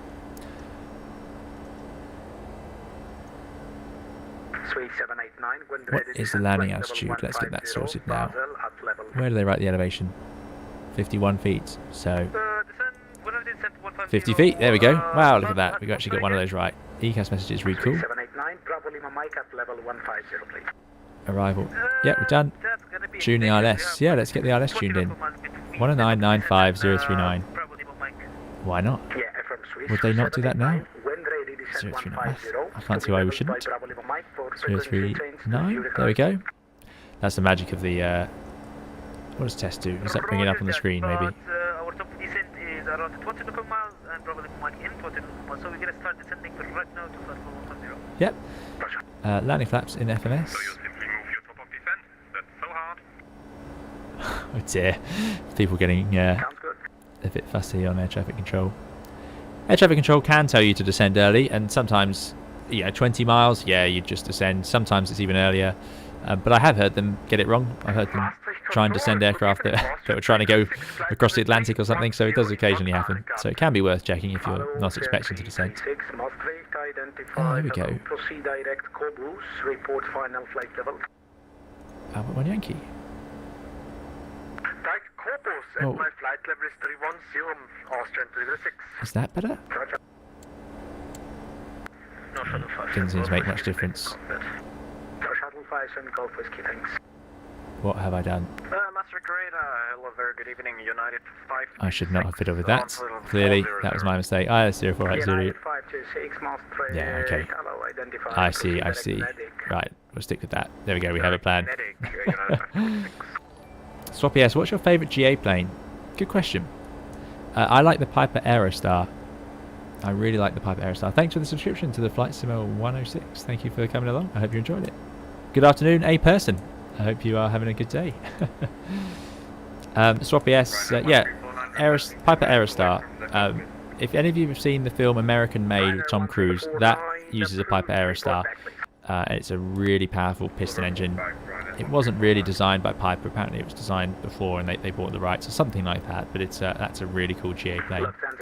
In Microsoft Flight Simulator, you guys tell me, what do you guys like flying in Flight Simulator? I think I like the Citation Bravo. It's my favourite jet in Microsoft Flight Simulator, the one that I've gotten most used to trying out. And the smaller aircraft, I like the Zlin Cub. That's really good with the slats and everything. Great fun landing in tiny areas. Oh, the TBM 930, yeah, that's nice as well. Swappy likes the Robin, interesting. Very slow, the Robin, but it is lovely. Yeah, really nice. Okay, the TBM. Sounds like the TBM is going to become the main thing. Swiss 1472, contact München 132.550, ciao. 132.550 for Swiss 1472, thank you, bye-bye. So we're heading down EDDS, Stuttgart, I believe, and then we're on our way. Landing flaps, there we go, let's do that. Nothing beats the Cirrus, says a person. Yeah, the Cirrus is nice. Very fast. I'm a bit sceptical of the performance of the Cirrus. I think it's... I find it very hard to slow down in the simulator. Now, I don't know how true that is, but piston aircraft, piston planes, you can slow down a bit easier because the propeller acts as a bit of a speed brake when you idle the engine. It produces more drag, really. Bobby Fuzzy likes the A320 NEO. Very good. 0316. And checkpoint as well. That's great. It's great to hear people are enjoying the 320 in it. And it's only getting better as the mod team work hard at it. Beechcraft Bonanza, says Mike Sheldon. Yeah, that's an unusual one, isn't it? They certainly provided us with a lot of GA planes. There's no doubt about that. And the Baron G58. Love the Cirrus and G36. Yeah, G36. I flew that on one of the landing challenges. That was nice. That was nice. Right, I keep trying to do this, but I keep getting confused. I think we go to init ref. Here we go. Let's land flat 25. I feel like flat 30's only used on short runways. Don't know if that's true. I just feel like it. It's a 3,300 meter runway, so that should be more than enough. Done. VREF. Euro wings 2 Foxtrot Whiskey. DH ref. Euro Yeah. wings 2 Fox Whiskey. Let's do that. Euro wings 2 Fox Whiskey. Proceed direct. So they work on DH in the Boeing, it seems. So we're a... Oh, are we a Cat D plane in the 757? I don't think we are, so 200 will work. I don't think we are. It's to do with approach speeds, this category. So if your approach speed in a certain weight is too high, that would make you a Cat D aeroplane. But with all those flaps and a speed of 130, even at this weight, I think we'll be alright. Because we're quite heavy, really. So I think that makes sense. Auto brake. Let's go for 3. Look at that. Brilliant. Approach. That can come later. Checkpoint says, quick question, what would be the limits for the FPM on a good landing? It's a great question. It comes up quite a lot, and I know because we typically on streams. Thanks for the subscription, Theo M. I hope you're enjoying the stream today. Thanks for joining us.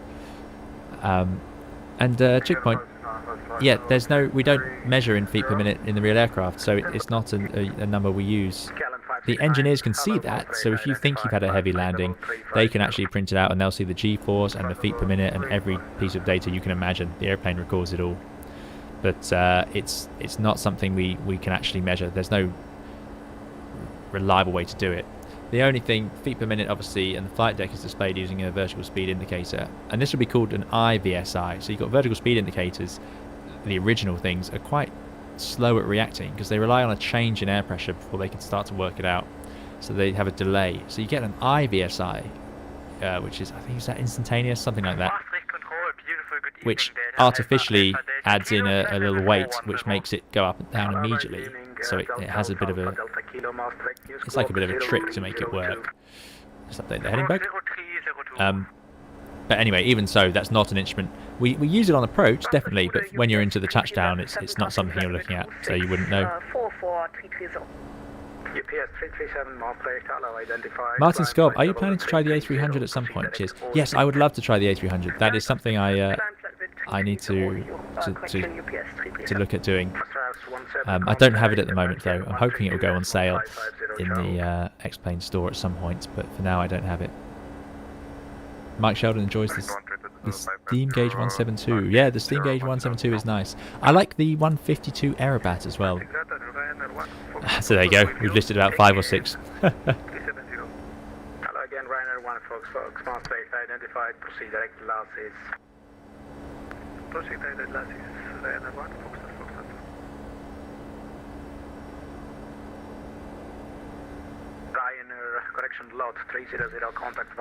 A person says that FPM isn't even important when it comes to landing in real life. Airliners prefer less float and less G's as long as the VS isn't so steep the plane's damaged. And it's another thing is to remember is that the main aim of the landing is just to reduce the rate of descent for touchdown. So as long as you're just trying to reduce it from your approach descent would maybe be 600, 700 feet per minute. All you're trying to do on landing is reduce that. But more importantly, or as importantly, is you get it in the right place, not halfway down the runway or something like that, at the right speed, at the right attitude, so the nose is up and you don't land on the nose wheel or something silly like that. All of these sorts of things. So even if a landing might feel firm, it may have been a really good landing, or especially given the conditions. Yeah. Anthony Seaworth, fly with lure is something I barely understand. So you might be better off if anyone else in the chat can describe what fly with lure is, or join our Discord and ask it there. It's essentially look. Yeah, it's a script. Want to land, request 10 minutes cockpit. It lets you run scripts, and you can have them for things like improving the water effects, and there's all sorts of fly with lure scripts. Yeah, I don't understand much about it, but it took me a little while to install it and get it understood. Good evening to Jet 1 Romeo Golf, inbound Kona 11270. Hello, 3 Jet 1 Romeo. So here's a question: will it remind us to descend? Yes, it does stop a descent. How far away is that? That is. Doesn't seem to write the range. 3789, contact your arrival 135. Let's do some investigating. What range are we looking at here? 135.25. Thank you for your service. Standby. So 7800. Looks like 160. Oh, it only goes to 320. Oh, that's funny. I thought it would have a higher range, being a longer range aircraft than the Airbus. But there we go. All right then, 160. So that. Oh, there it says 80. Oh, I wasn't looking hard enough. 80 is written right there. So yeah, not long to our descent. Pretty good. Do we have? Oh, no. No. Let's link those up. There we go. Because that's what we told air traffic we'd do in our flight plan. You're very welcome, Anthony. Hello, Wizard 496, Master identified. Proceed direct. Right, guys. I'm going to see. I'm just going to take a very short break. So let's tell air traffic control if we get a chance. I've never heard such busy VATSIM air traffic controllers. It's incredible how much they're dealing with today. But Europe is very busy, even in the real world. So many aircraft crossing over from Asia and America and all sorts of things. And control for jet set 226. So we're just going to step out to the flight deck for a short break. Jet set 226 for the next 3 minutes approved. Report back, please. Wilco, thank you. Okay, guys, short break now. So thank you very much for your subscription, Toshi, and we will be back very soon.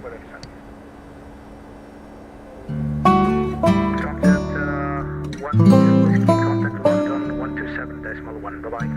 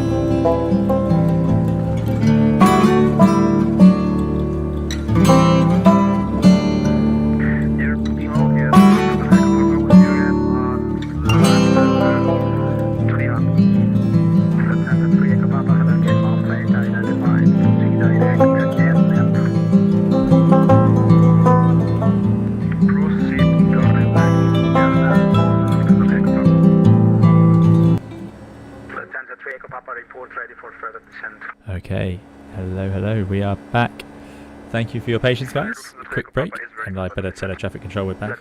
I didn't want to be missing out. Yeah, we do need a harp squadist on every flight deck, Peter. Absolutely agreed. Jet set 226. And Jet Set 226 back with you. Thank you. Jet set 226, contact now München 132.550. Bye-bye. 132550. Jet Set 226. Goodbye. That was lucky. He was testing us. He was ready for us to not be back. 132550. What's been going on in the cabin? I was just back there. I can't believe there's more problems. Why don't you turn on the fasten seatbelt sign? Is that for the turbulence? It is a bit bumpy. Okay, if they're recommending it, it's their cabin. Right. 3255. Mention, good Abend, Jet Set 226, flight level 370, routing Batub. Jet set 226 München, radar identified. There we go, fantastic. And the other one calling?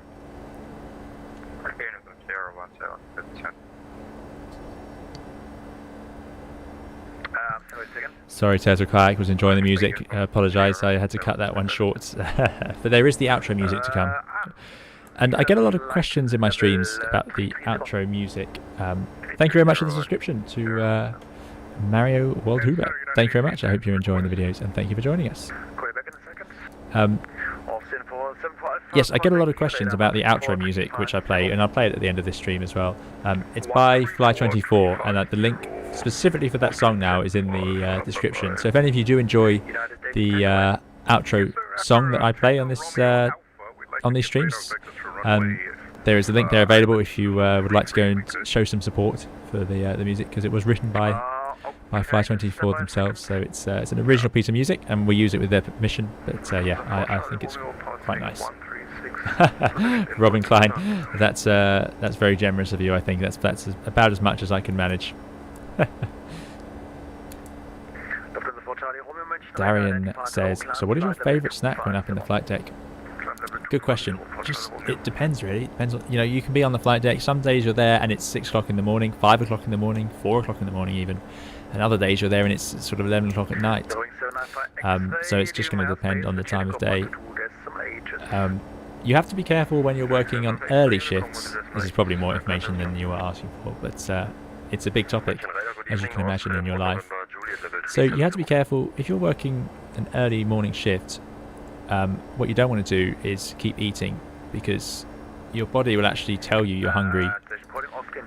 You're out of your circadian rhythm, and it produces a chemical that makes you think you're hungry, and you'll keep eating until you feel really full and bloated. So you have to be careful. So sort of light things to start off the day if you're on an early. I try to avoid anything too heavy. But as a snack, bananas often feature. You'll notice if you ever go to a simulator hall or any sort of training facility where pilots are being trained, they will all have a banana in the break of their sim or before their sim. Bananas are just so frequent. Everyone's convinced they help them focus and give them the energy they need. In the mornings though, croissants. A croissant always goes down really well. I know they're not light. They are light, they're not healthy, but they are quite light, I suppose.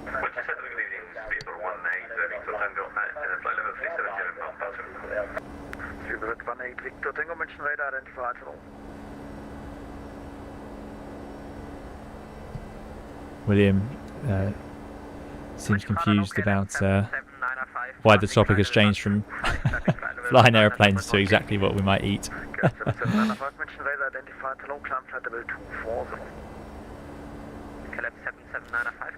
Turtle Kayak, yeah, absolutely. Human factors is one of the exams you have to pass. So that includes things about circadian rhythm and attention levels and so on. Because it is really important. Obviously, you've got to manage your own rest. You're expected to show up at work ready for your duty as much as you can be. So if you were up late the night before and you've been eating terribly or this sort of thing, then that's not going to be great for your performance on the day. So yeah, it's an important part of it all. 307, expect further descent in 60 seconds. Roger. Right, there we go. Let's get a nice flight deck overview.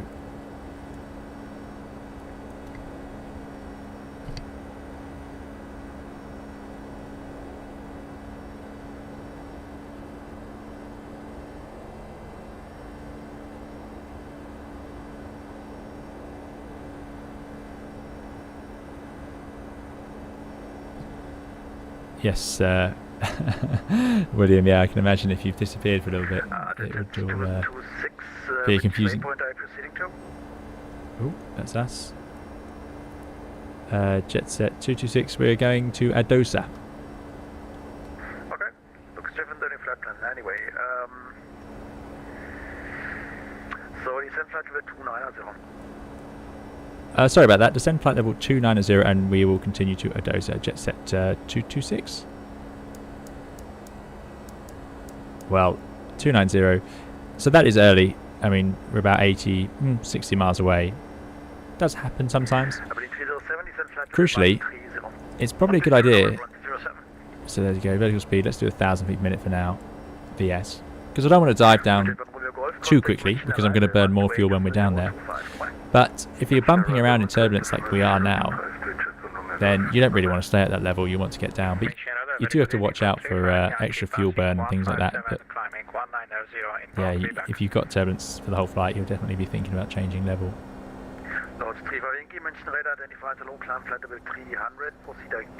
Kazi says, what snacks when gaming? I don't like for this stream, I'll just have water. Yeah, I don't tend to. I don't think I could manage. I'd end up making a mess of something, I'm sure.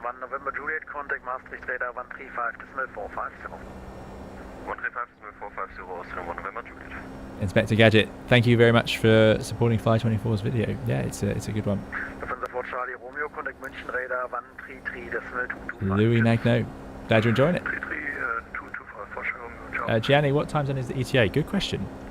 What does it say? It should be Zulu. 1833 Zulu. So that would be, it thinks we're landing in about 15 minutes. I would say probably a little bit longer than that. Probably about half an hour from now. DLN 19, this is Vatsim, as Pavel has said. Yeah, Vatsim. Pavel, thank you for joining us. I hope you're doing alright today, Pavel. Yeah, we managed to get onto Vatsim again, so hopefully my next flights will be on Vatsim.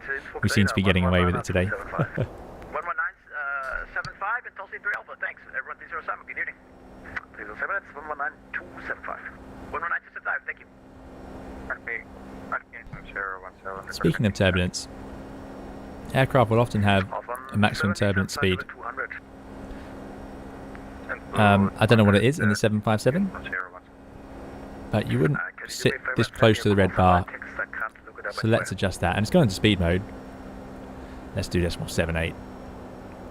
In the 320s, in most of them, it's decimal 76 when you're up this high, just in case you're wondering. So if you start to enter bouncy air, if you go to decimal 76, it's the best chance of balancing between low speed and high speed and so on. And I'm sure Airbus have other technical reasons behind it. Stuart Smith says, does VATSIM work with Microsoft Flight Simulator 2020? Now, I believe it does. They certainly announced that it would, but I don't know how, and I haven't done it yet. I mean, I would really struggle to to do a flight even in I know I'm struggling today in my 757, but yeah, I'd find it quite difficult, I think. But yeah, apparently it is supported. Inspector Gadget, no, jet set 230 is what we, no, 226 we should be. Jet set 226.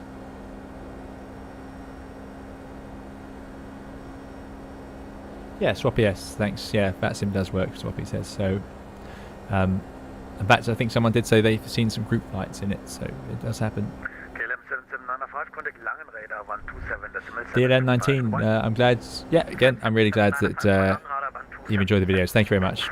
It's always great to hear it, that people have managed to fly the Airbus a bit thanks to the videos. So, yeah, thanks for letting me know. Nicola says, why do you set your speed in Mach and not in KPS? Oh, I assume KTS knots would be what Nicola was expecting. And it's because we're too high. So you can see that my indicator speed is 275 knots. But my Mach number is decimal 78. as we descend, to keep Mach decimal 78, that speed will keep increasing. If we did it in knots as we descend, which it will eventually convert to, the descent's a bad example. Basically, as you climb, the air gets thinner. As a result, there's less air hitting the front of the aeroplane, and this airspeed indicator, all it is a measure of air pressure on the front of the aeroplane. So what you're doing is... Jet 226, you're leaving my airspace, switch Unicom 122, destination 8, goodbye. Unicom 1228, jet set 226, thank you for your help, bye. Speedbird 1 Victor Tango, descent to reach flight level 29 at Tirol. 228. Unicom it is. Yeah, so as you climb, that air gets thinner, and therefore your indicator speed will reduce. But you're still going through the air very quickly. Your true airspeed, as you can see here, my indicated airspeed is only 280 knots. My true airspeed is 450. So the problem is, if you're going too fast, you start to reach the speed of sound, and that depends on temperature and so on. So you need to know your Mach number, because you can't go faster than sound in an aircraft like this, because the shock waves it's not designed for it. So that's why we have a Mach number, and the limits will be based on a Mach number. So if you go through the Mach number, you'll have shock waves form on the airplane and all sorts of damage and things like that. So that's why we have to swap to the Mach number when we're high up. But as you go and descend, it will convert over. In the Airbus, it does it automatically. I don't know. So I can select now 284, because in the descent, you know, if you select your speed, it should be fine. William, I hope you enjoy VATSIM. Don't be nervous, enjoy it, and hopefully I'm sure you've seen plenty of videos that help you out with it.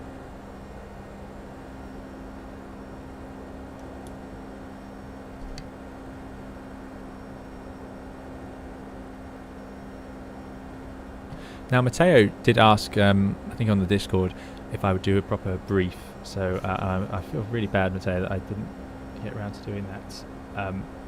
So what I will do is just talk about roughly what we might talk about. I must do it in a stream soon. So if you're thinking about our descent brief, something you would do. So you'd have a look at the charts. Each pilot would definitely have done that already. Have an idea of where you're going, and you'll sort of discuss it with each other. Are you ready for the brief? Yeah. And you definitely do it before you begin descent. Give yourself lots of time. They don't have to take long. They're supposed to be concise, not just go on forever, because otherwise you're just distracting yourself from the task at hand, which is flying. And then these days, it didn't used to be the way. Some places you'd just go through a list of things. Right, so let's look at the CDU and go through it. But it's quite common these days to look at threats first and just talk about, well, how are you going to deal with this and then that and then that.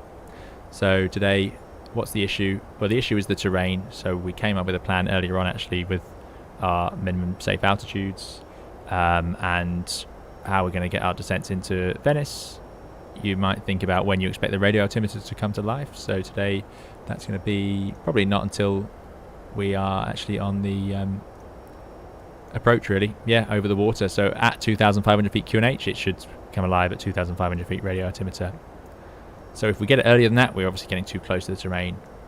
Then you might say, what's another problem here? Well, it's that we could, instead of flying this, we could get a straight in. So you might set yourself some points to be at certain speeds and altitudes and so on. And then it could be on the ground.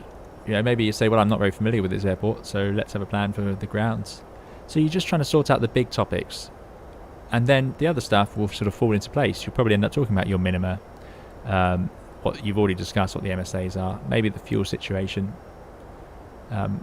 So they're not as formal or as ordered as they once were, because now they're prioritized. So you prioritize what the issue is today, because there's no point discussing things that you both know or are just obvious.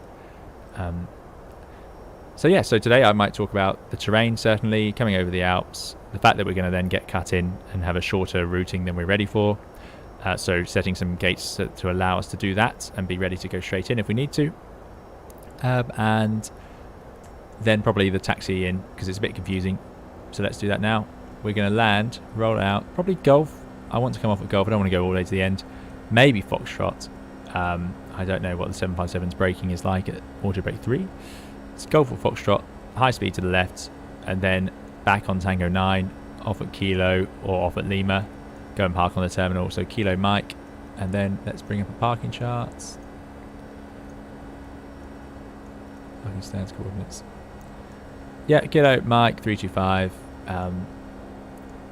And there could be other things, you know, what's the wind like at the airport we're flying to? Is it going to be a tailwind? Let's check that. Oh, this is good. So the Boeing gives us a little VDEV scale here, so we can see that we're probably slightly below profile, which I'd expect to be. We'll head down shortly. So it's actually 0403, so calm winds. So with that wind being that light, we may even have a tailwind on approach. So, you know, I would say maybe I'll put the gear down slightly earlier than I would otherwise, and then you'd set a distance to do that. So that could be a threat, the tailwind. It could be wind shear, thunderstorms, yeah, all of these sorts of things.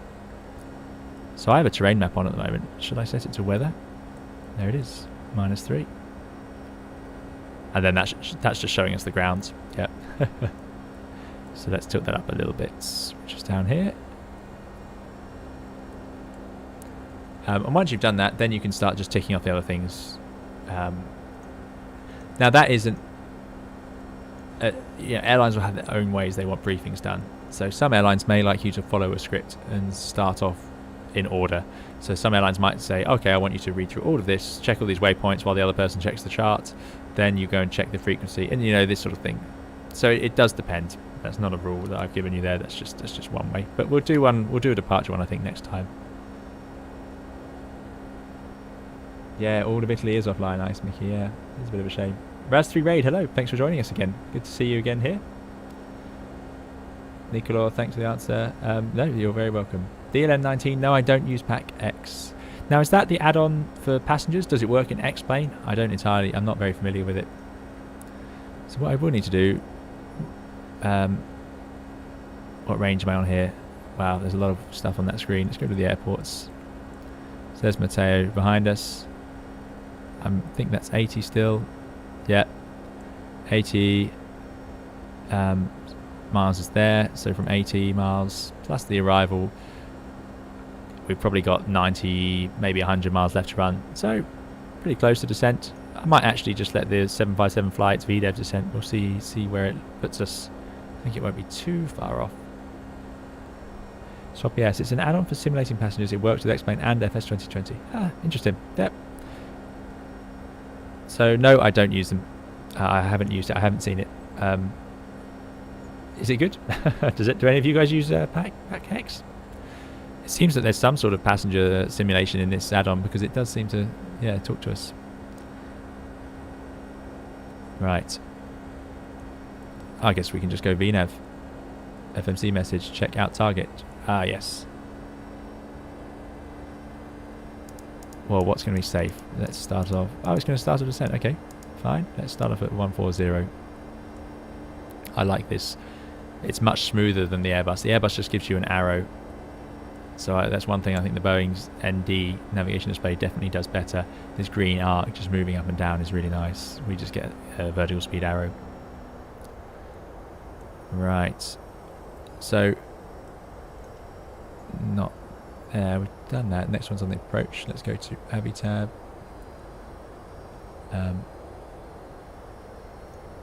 Chart.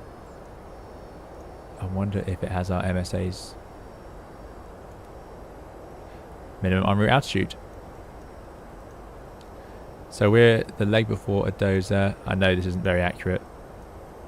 So from Negic to Adoza, minimum en route altitude is 8294. So we can get out to 10,000 feet. Or flight at 100 in this case. There we go.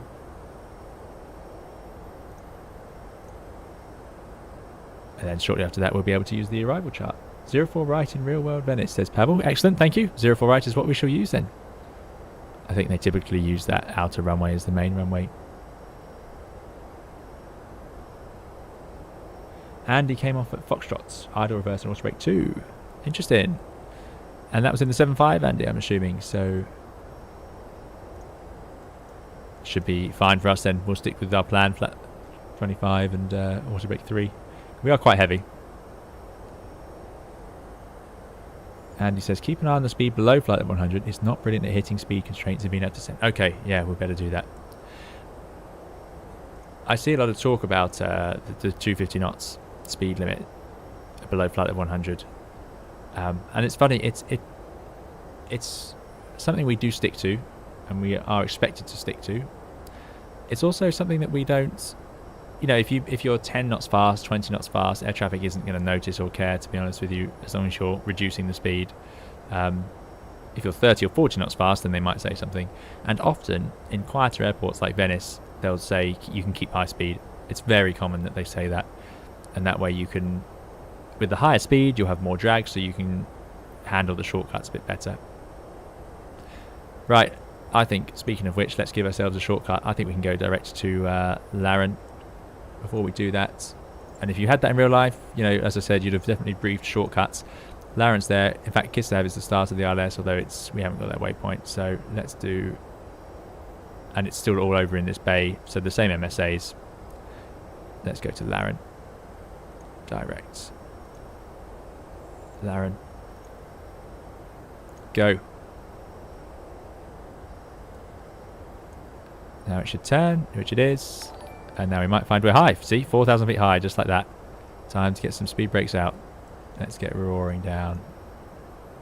Thank you very much for the subscription to Jiachen Tian. I hope you're enjoying the video. Swap yes says it has an announcement feature, passenger behaviour, simulates medical emergencies and many more. It's a fun tool. I don't use it. yeah, it could be fun for the streams, I suppose, but I don't know if I'll. I don't know. You guys tell me if you think that would be interesting. It's another layer to add, I suppose, but it might be a little bit distracting, especially. Yeah, I don't know. I don't know if I'd manage to do that whilst doing the 757. That's for sure. Matteo is going from Adosa to Papa Zulu 740. Okay, Matteo. I will. Oh well, I've already done my shortcut to Laren, so hopefully I'll be zooming ahead of you. Now, why are the engines spooled up? I don't want that at all. I want idle thrust. That's the whole point. Come on, down we go. Wow, now that pitch, that's definitely too nose down. You would not want that. Right, let's put the speed brakes away. They're obviously very effective speed brakes in this airplane. My goodness.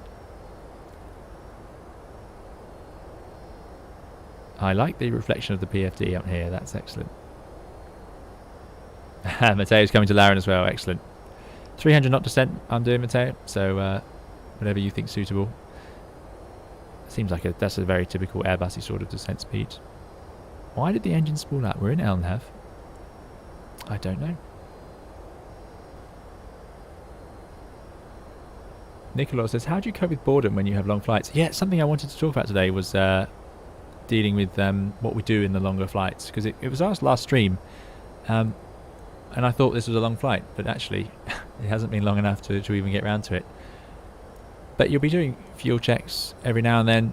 You'll get calls from the cabin every now and then, so you'll, answer questions, or passengers might want to know where you are, things like that. You may end up talking to air traffic control obviously takes up a lot of it. Doing the flight plan, calculating fuel checks, that sort of thing.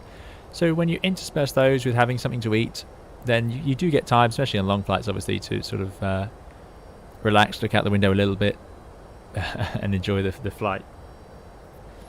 And then some people will end up, maybe reading some manuals, revision. Maybe you have your sim check coming out, that sort of thing. So those are all the most common things you see. If it's a really long flight, then it is possible. Sometimes there's things such as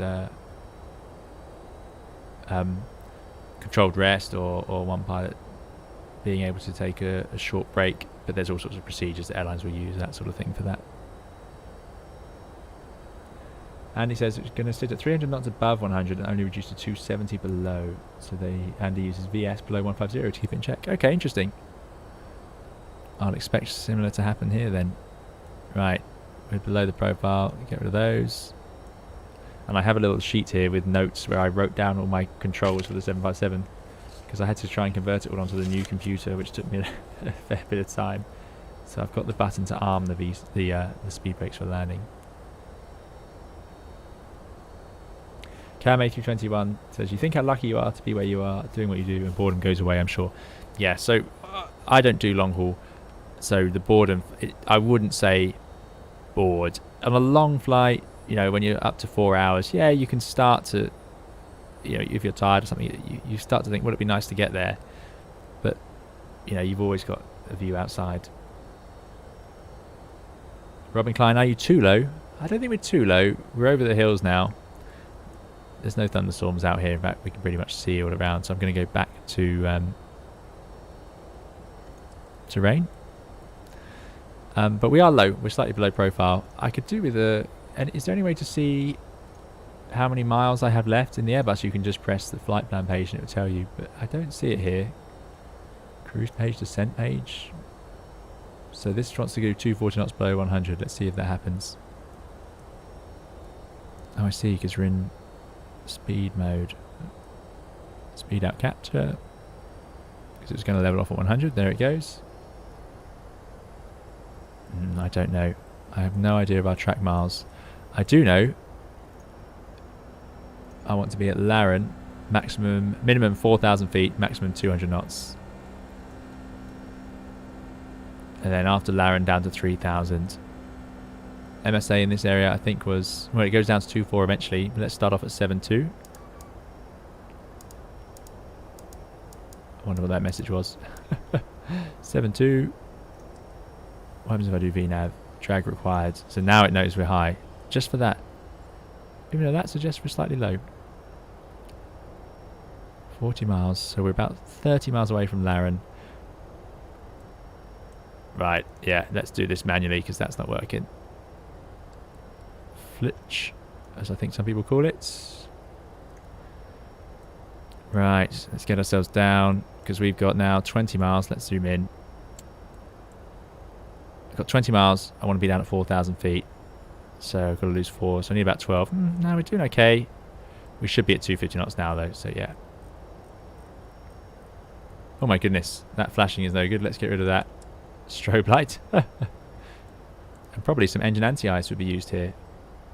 I wonder where the engine anti-ice is in this machine. Nope. Not the limiter. Don't press that. There it is. Give the engines a bit of warming. Prog page should tell you all that. Ah, of course. There's even the same page. Is there? Prog. There it is. 40 miles to go. Out capture. 7,100.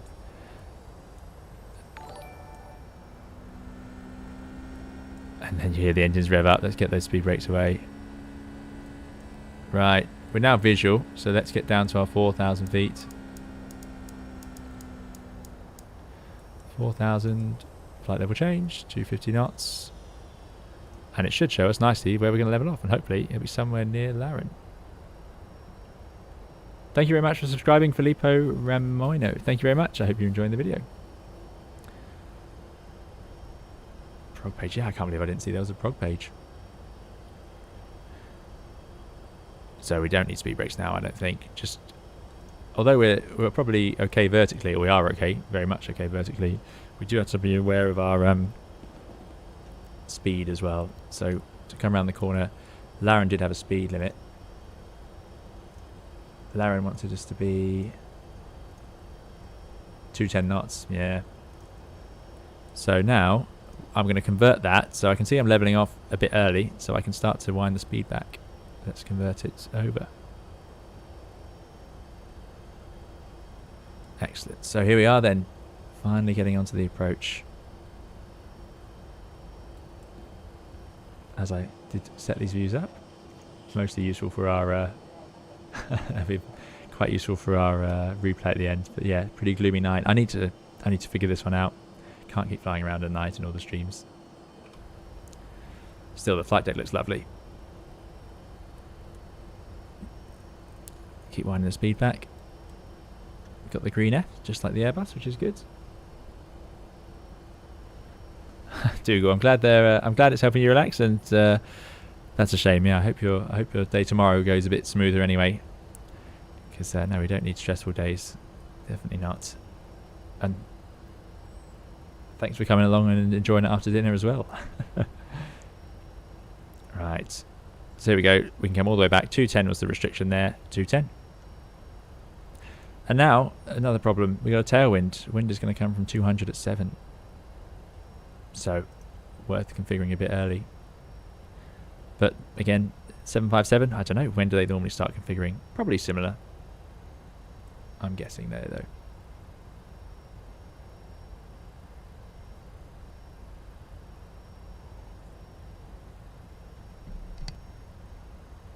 Good spot, Andy. Yes. I could just about make out an airport. I wasn't sure which one it was. I think it's gone now. Treviso, yeah. So you've been there in a 737-200. Fantastic.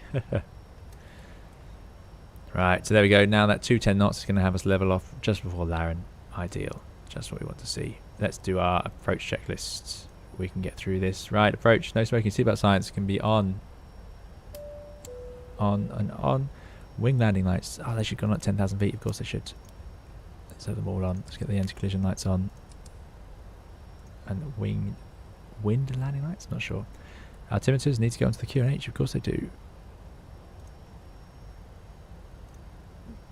Didn't manage to get the ATIS. 1009. Now we can try out. And that's where it's very important. Where's the little arrow? Have I missed that? We had it working at it. There it is. There we go. That's a great tip. Thanks for that. Yeah, so as you see, we're actually a bit lower than the QNH was telling us. That's why setting the QNH early is so vital when it's low. QNH sets and arrival approach. Yeah, we've done that. Next one is for after landing.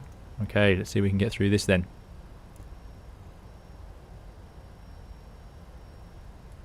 Lovely. Yeah, we definitely need to do some daylight flights. There's Venice. We are now visual finally.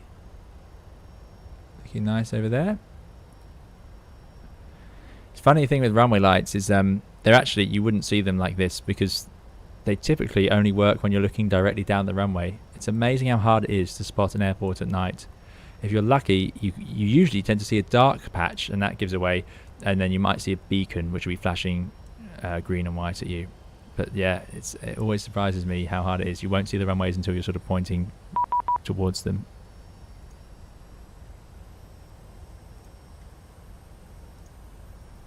One 2745. Oh dear, there's a controller now.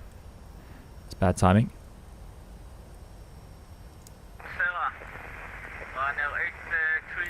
Right, let's get some flaps out. So speed looks good. Flaps 1. Start winding the speed back. What's the flat 5 limit? 220. So we can go to flat 5. And yeah, there's a controller. So let's check in. Control jet set 226. Turning left at Laren to intercept the RLS 04 right Zulu at Venice. Last station calling is Alpha Mike 226. AFM Alpha Mike 226. Jet set 226. Jet set 226. Confirm established on the ILS 04 right. AFM localizer established 04 right. Jet set 226. If I do that. Roger. Runway 04 right. Cleared to land. Wind Venezia Tessera 030 degrees 6 knots. QNH 1009. QNH 1009 cleared to land 04 right at Venice. Jet set 226. Thank you. There we go. We got clearance. Fantastic.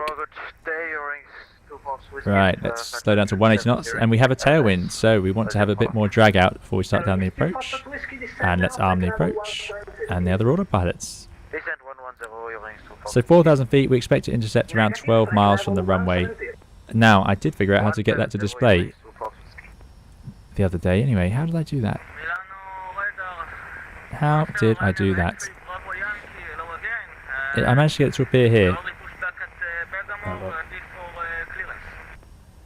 Avioman, thanks for joining us. I'm sorry, Avioman. I know you were streaming today, and I did not know that when I set up this stream time, so I think there's been a few streams going on at the same time.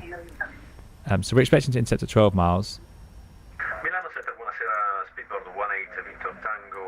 So we should be about 12 miles now, but oh, how on earth did I do it? There was a button I pressed.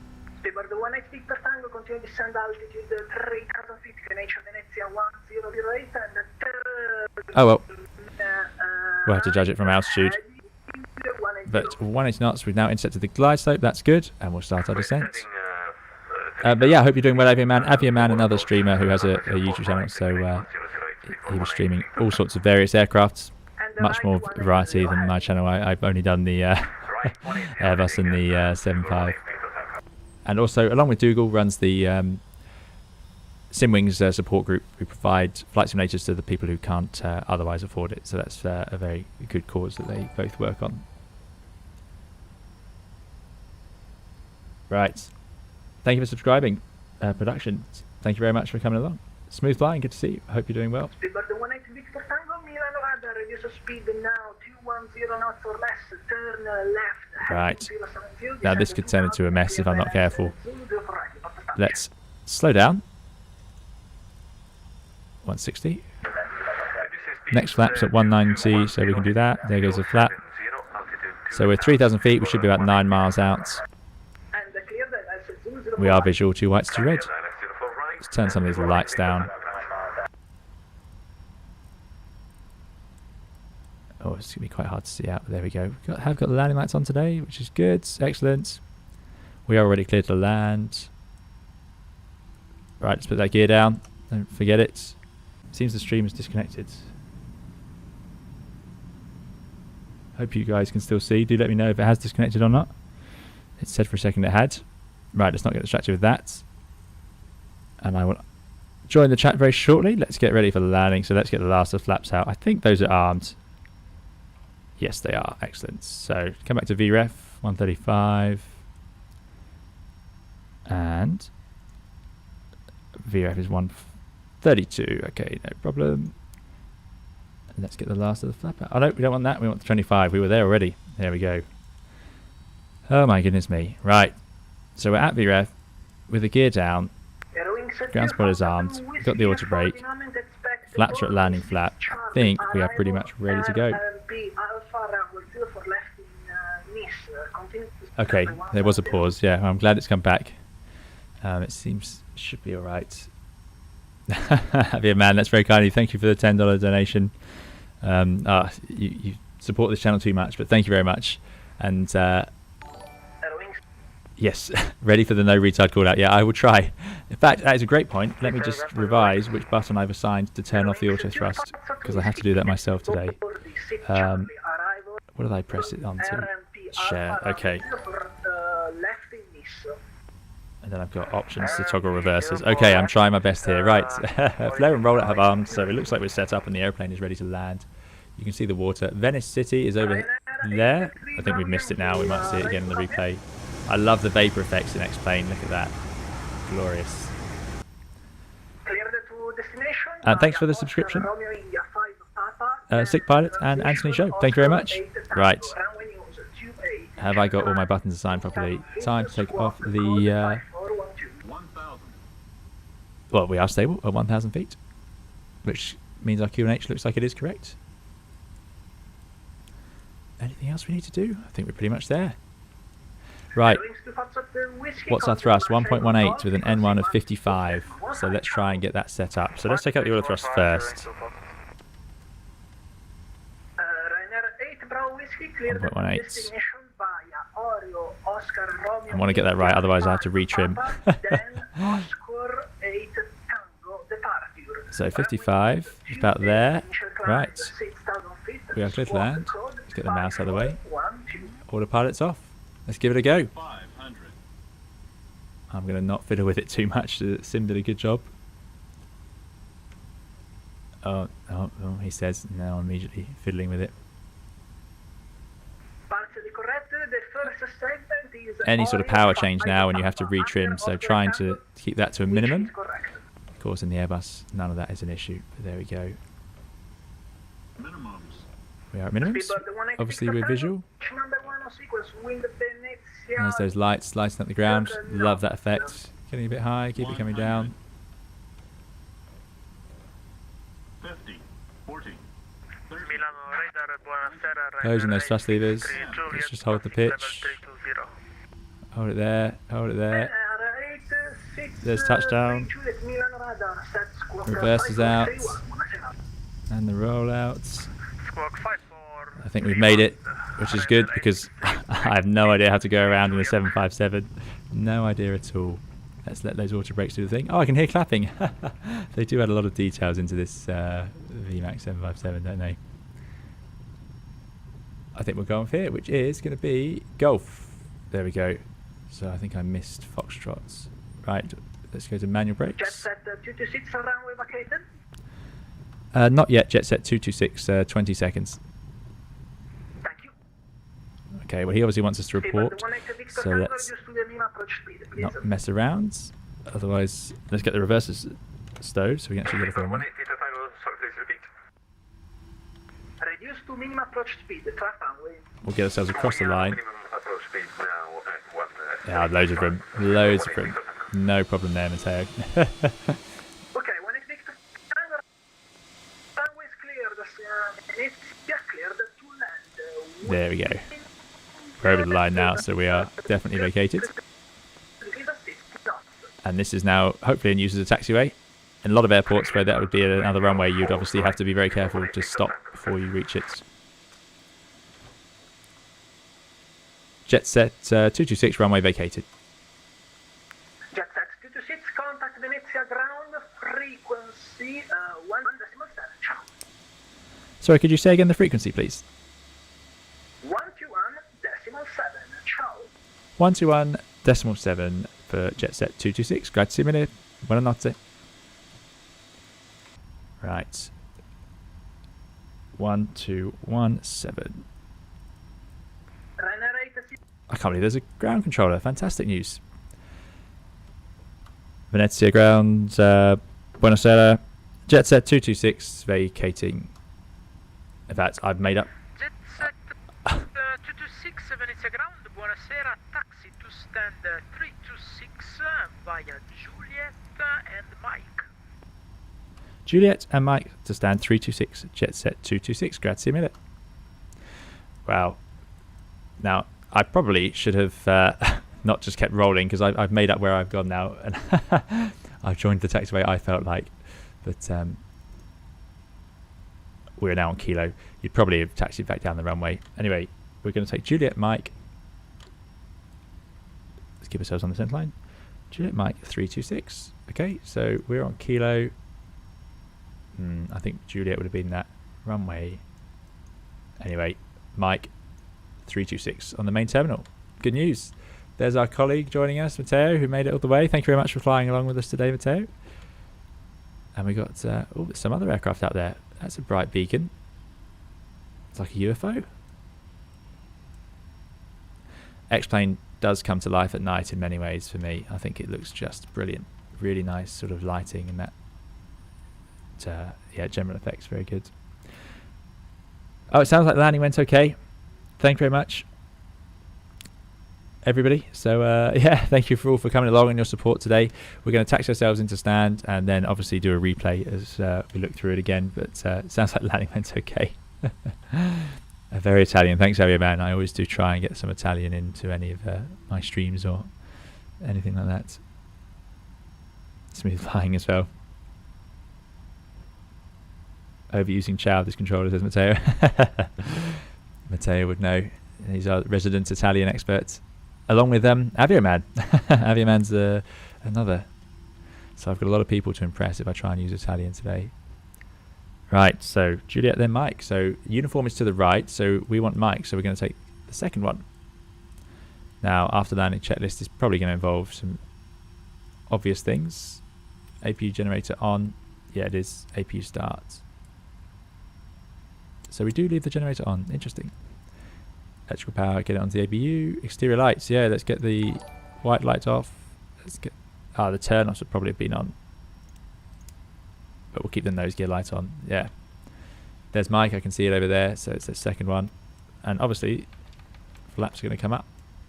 Transponder's going to go. They say standby, but in reality, we actually have to leave our transponders on when taxiing around. You're not allowed to turn it off until you're parked up, basically.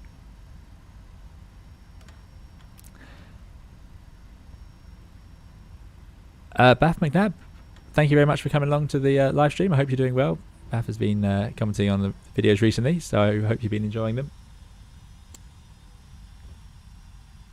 I'm glad you've enjoyed the whole stream. hopefully it hasn't been too painful to watch me struggle through. I know my taxiings are always very slow because I start trying to read all the comments. So Mike, right, we've done that, got that, because that says run. It's quite quick to start this APU, and that's not going to stand by. And then we've got shutdown checklist. Oh no, vehicles getting in the way, that's terrible. And then we're going to park to 326, Speedbird 18 Victor Tango, buonasera, which is Venice there. Ground 434 is your request, do you confirm? Get rid of the flight directors, I suppose. Speedbird 18 Victor Tango, taxi to stand 434 via So we're going to go left. and Mike. So this is Mike. Left again and then right 326. Can we get the runway turn-offs? 'Cause earlier it was trying to make us use those for taxiing. There's one. Speedbird 434 Speedbird 18 Victor Tango, correction, stand 434 via Tango, There we go. November and Mike. 327. Tango November and Mike for Stanford 434 328. I wasn't expecting that. We've missed it, haven't we? 328 is down here, so it must be. Yep. 226 take the first stand on your right. Apologies for that. Thank you. We'll take stand 328. Thank you. I'm not sure. Yeah, we haven't. I think we are in the right place. That's my excuse anyway. Anyway, we're going to take 328, which is over here. Get ourselves parked up. I do love the 757 taxiing around at night. It's got such presence to it. Okay. Right, now they can go off. Oh my goodness, that is frustrating. Trying to click that one. 328. Yeah, something's not right here. Maybe my chart's out of date. That's also quite likely.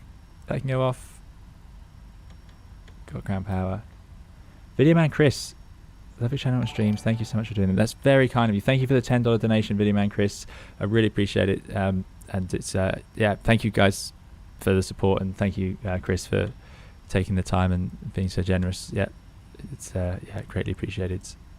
Oh, those should be down. There we go. Yeah, that's very kind of you, Chris. Thank you. Right, let's get ourselves. I also have to cheat here, so we are at least on the centre line. I managed that without going outside, but I need. No, don't do this. Why? I don't understand what I've done to the brake button. Just keeps rolling, but there we go. Right. I need to work that out. I feel like it's. Oh, I don't know. Right, anti-air switches off. Yeah, we don't need those anymore, and we did use them. There you go. There's an Italian conversation going on. That's quite common as well in places like this. Right, let's check that APU is available. APU Gen, yes it is. Off and off. Seatbelts off. And fuel pumps off. Right. Welcome to Venice. Have a good night. Thank you very much. Greatly appreciate it, and thanks for your help tonight, JetSet226. That's very great that someone came along. I don't know if they came along specially to do air traffic for us few arrivals, but I hope they did. That's very kind of them. Stephen's just starting their descent now. You are very welcome, Stephen. Thanks for coming along and joining in. Right, I think that's time now for us to disconnect, and we'll go and enjoy. Well, let's turn off the beacon. Actually, got to start there. And here we are then. Very well, welcome to Venice to all of you. Thank you for joining us on the stream. I've really enjoyed it. I hope you've enjoyed it too. Thank you all for joining us. Thanks for the moderators for taking the time out to come and do that. Thanks to everyone who's contributed into the channel as well. It's really appreciated. It's very, very generous of you. There'll be more videos coming, more tutorials, more streams. We'll be back in the Airbus for our next stream, of course. And then at some point, a Microsoft Flight Simulator, probably a smaller airplane stream as well. More tutorials to come as well as that. Right, let's get ourselves disconnected. And let's get ourselves out onto the approach. Here we go then. This is obviously obligatory. Yeah, I really enjoyed the approach. Love this livery. It's showing up a bit nicer now, so hopefully you guys can see it to any of you who are wondering. Smooth flying. See you later. Thanks very much. Yeah, we are there already. Old flying pencil in use. Yeah, it's good, isn't it? The old flying pencil. Hope you enjoyed it. Thanks, Dougal, as well. Mr. Espresso, very generous again, but thank you for supporting us and coming along. Yeah, consider flying Boeing. Absolutely, it's great fun. Ernesto, thank you very much. That's very kind of you for the $4.99 donation. You're very welcome for all the Microsoft Flight Simulator videos. It's I'm so glad that so many people have found them useful and have managed to get to enjoy the Airbus a little bit because of it. So that's just great, and thank you very much for that. Really appreciate it. Okay, let's go to put it on final. Perfect. View external runway. Right. So regulars will know what's going on here. We're going to obviously have an outside view of the landing. And once we've done that, I think I floated a little bit. So let's get ourselves further along the touchdown zone. Once we've done this, we'll have a nice passenger view and say goodbye. Right, there we go. Let's get in a bit closer. Oh, I'm on the wrong runway. Hold on. It's put me onto the other runway. There we go. Right. See, I really miss these features in X-Plane. In Microsoft. I really wish it had the ability to do all this. Right, here we go. Now we get a view of the actual landing. I think it went okay. A bit of a float. I suppose in the 757, you have to sort of balance bringing the engine thrust off and then also holding the nose up because you lose that pitch power couple. So there we go. There's the idle. Rolling along, touchdown, and away we go.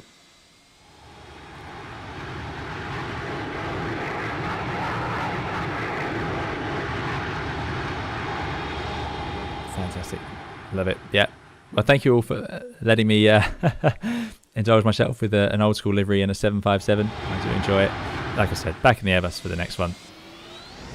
Let's go. And which wing view? That wing view seems to have some lights to it. So I'm going to say now, thank you very much for joining us, and I look forward to seeing you guys again in another video or stream soon. I hope you have a very good evening, keep very safe, and we'll see you again in another video. Thank you all. Thanks for your contributions, your support, and for joining in on the channel. It's really appreciated. Sorry if I've missed anyone's names in particular. And thank you to the mods and Matteo for flying along with us, and all the subscriptions, and Mr. Espresso, and yeah, it's just really great to see. Right. Have a good evening. See you again in the stream soon. Bye-bye.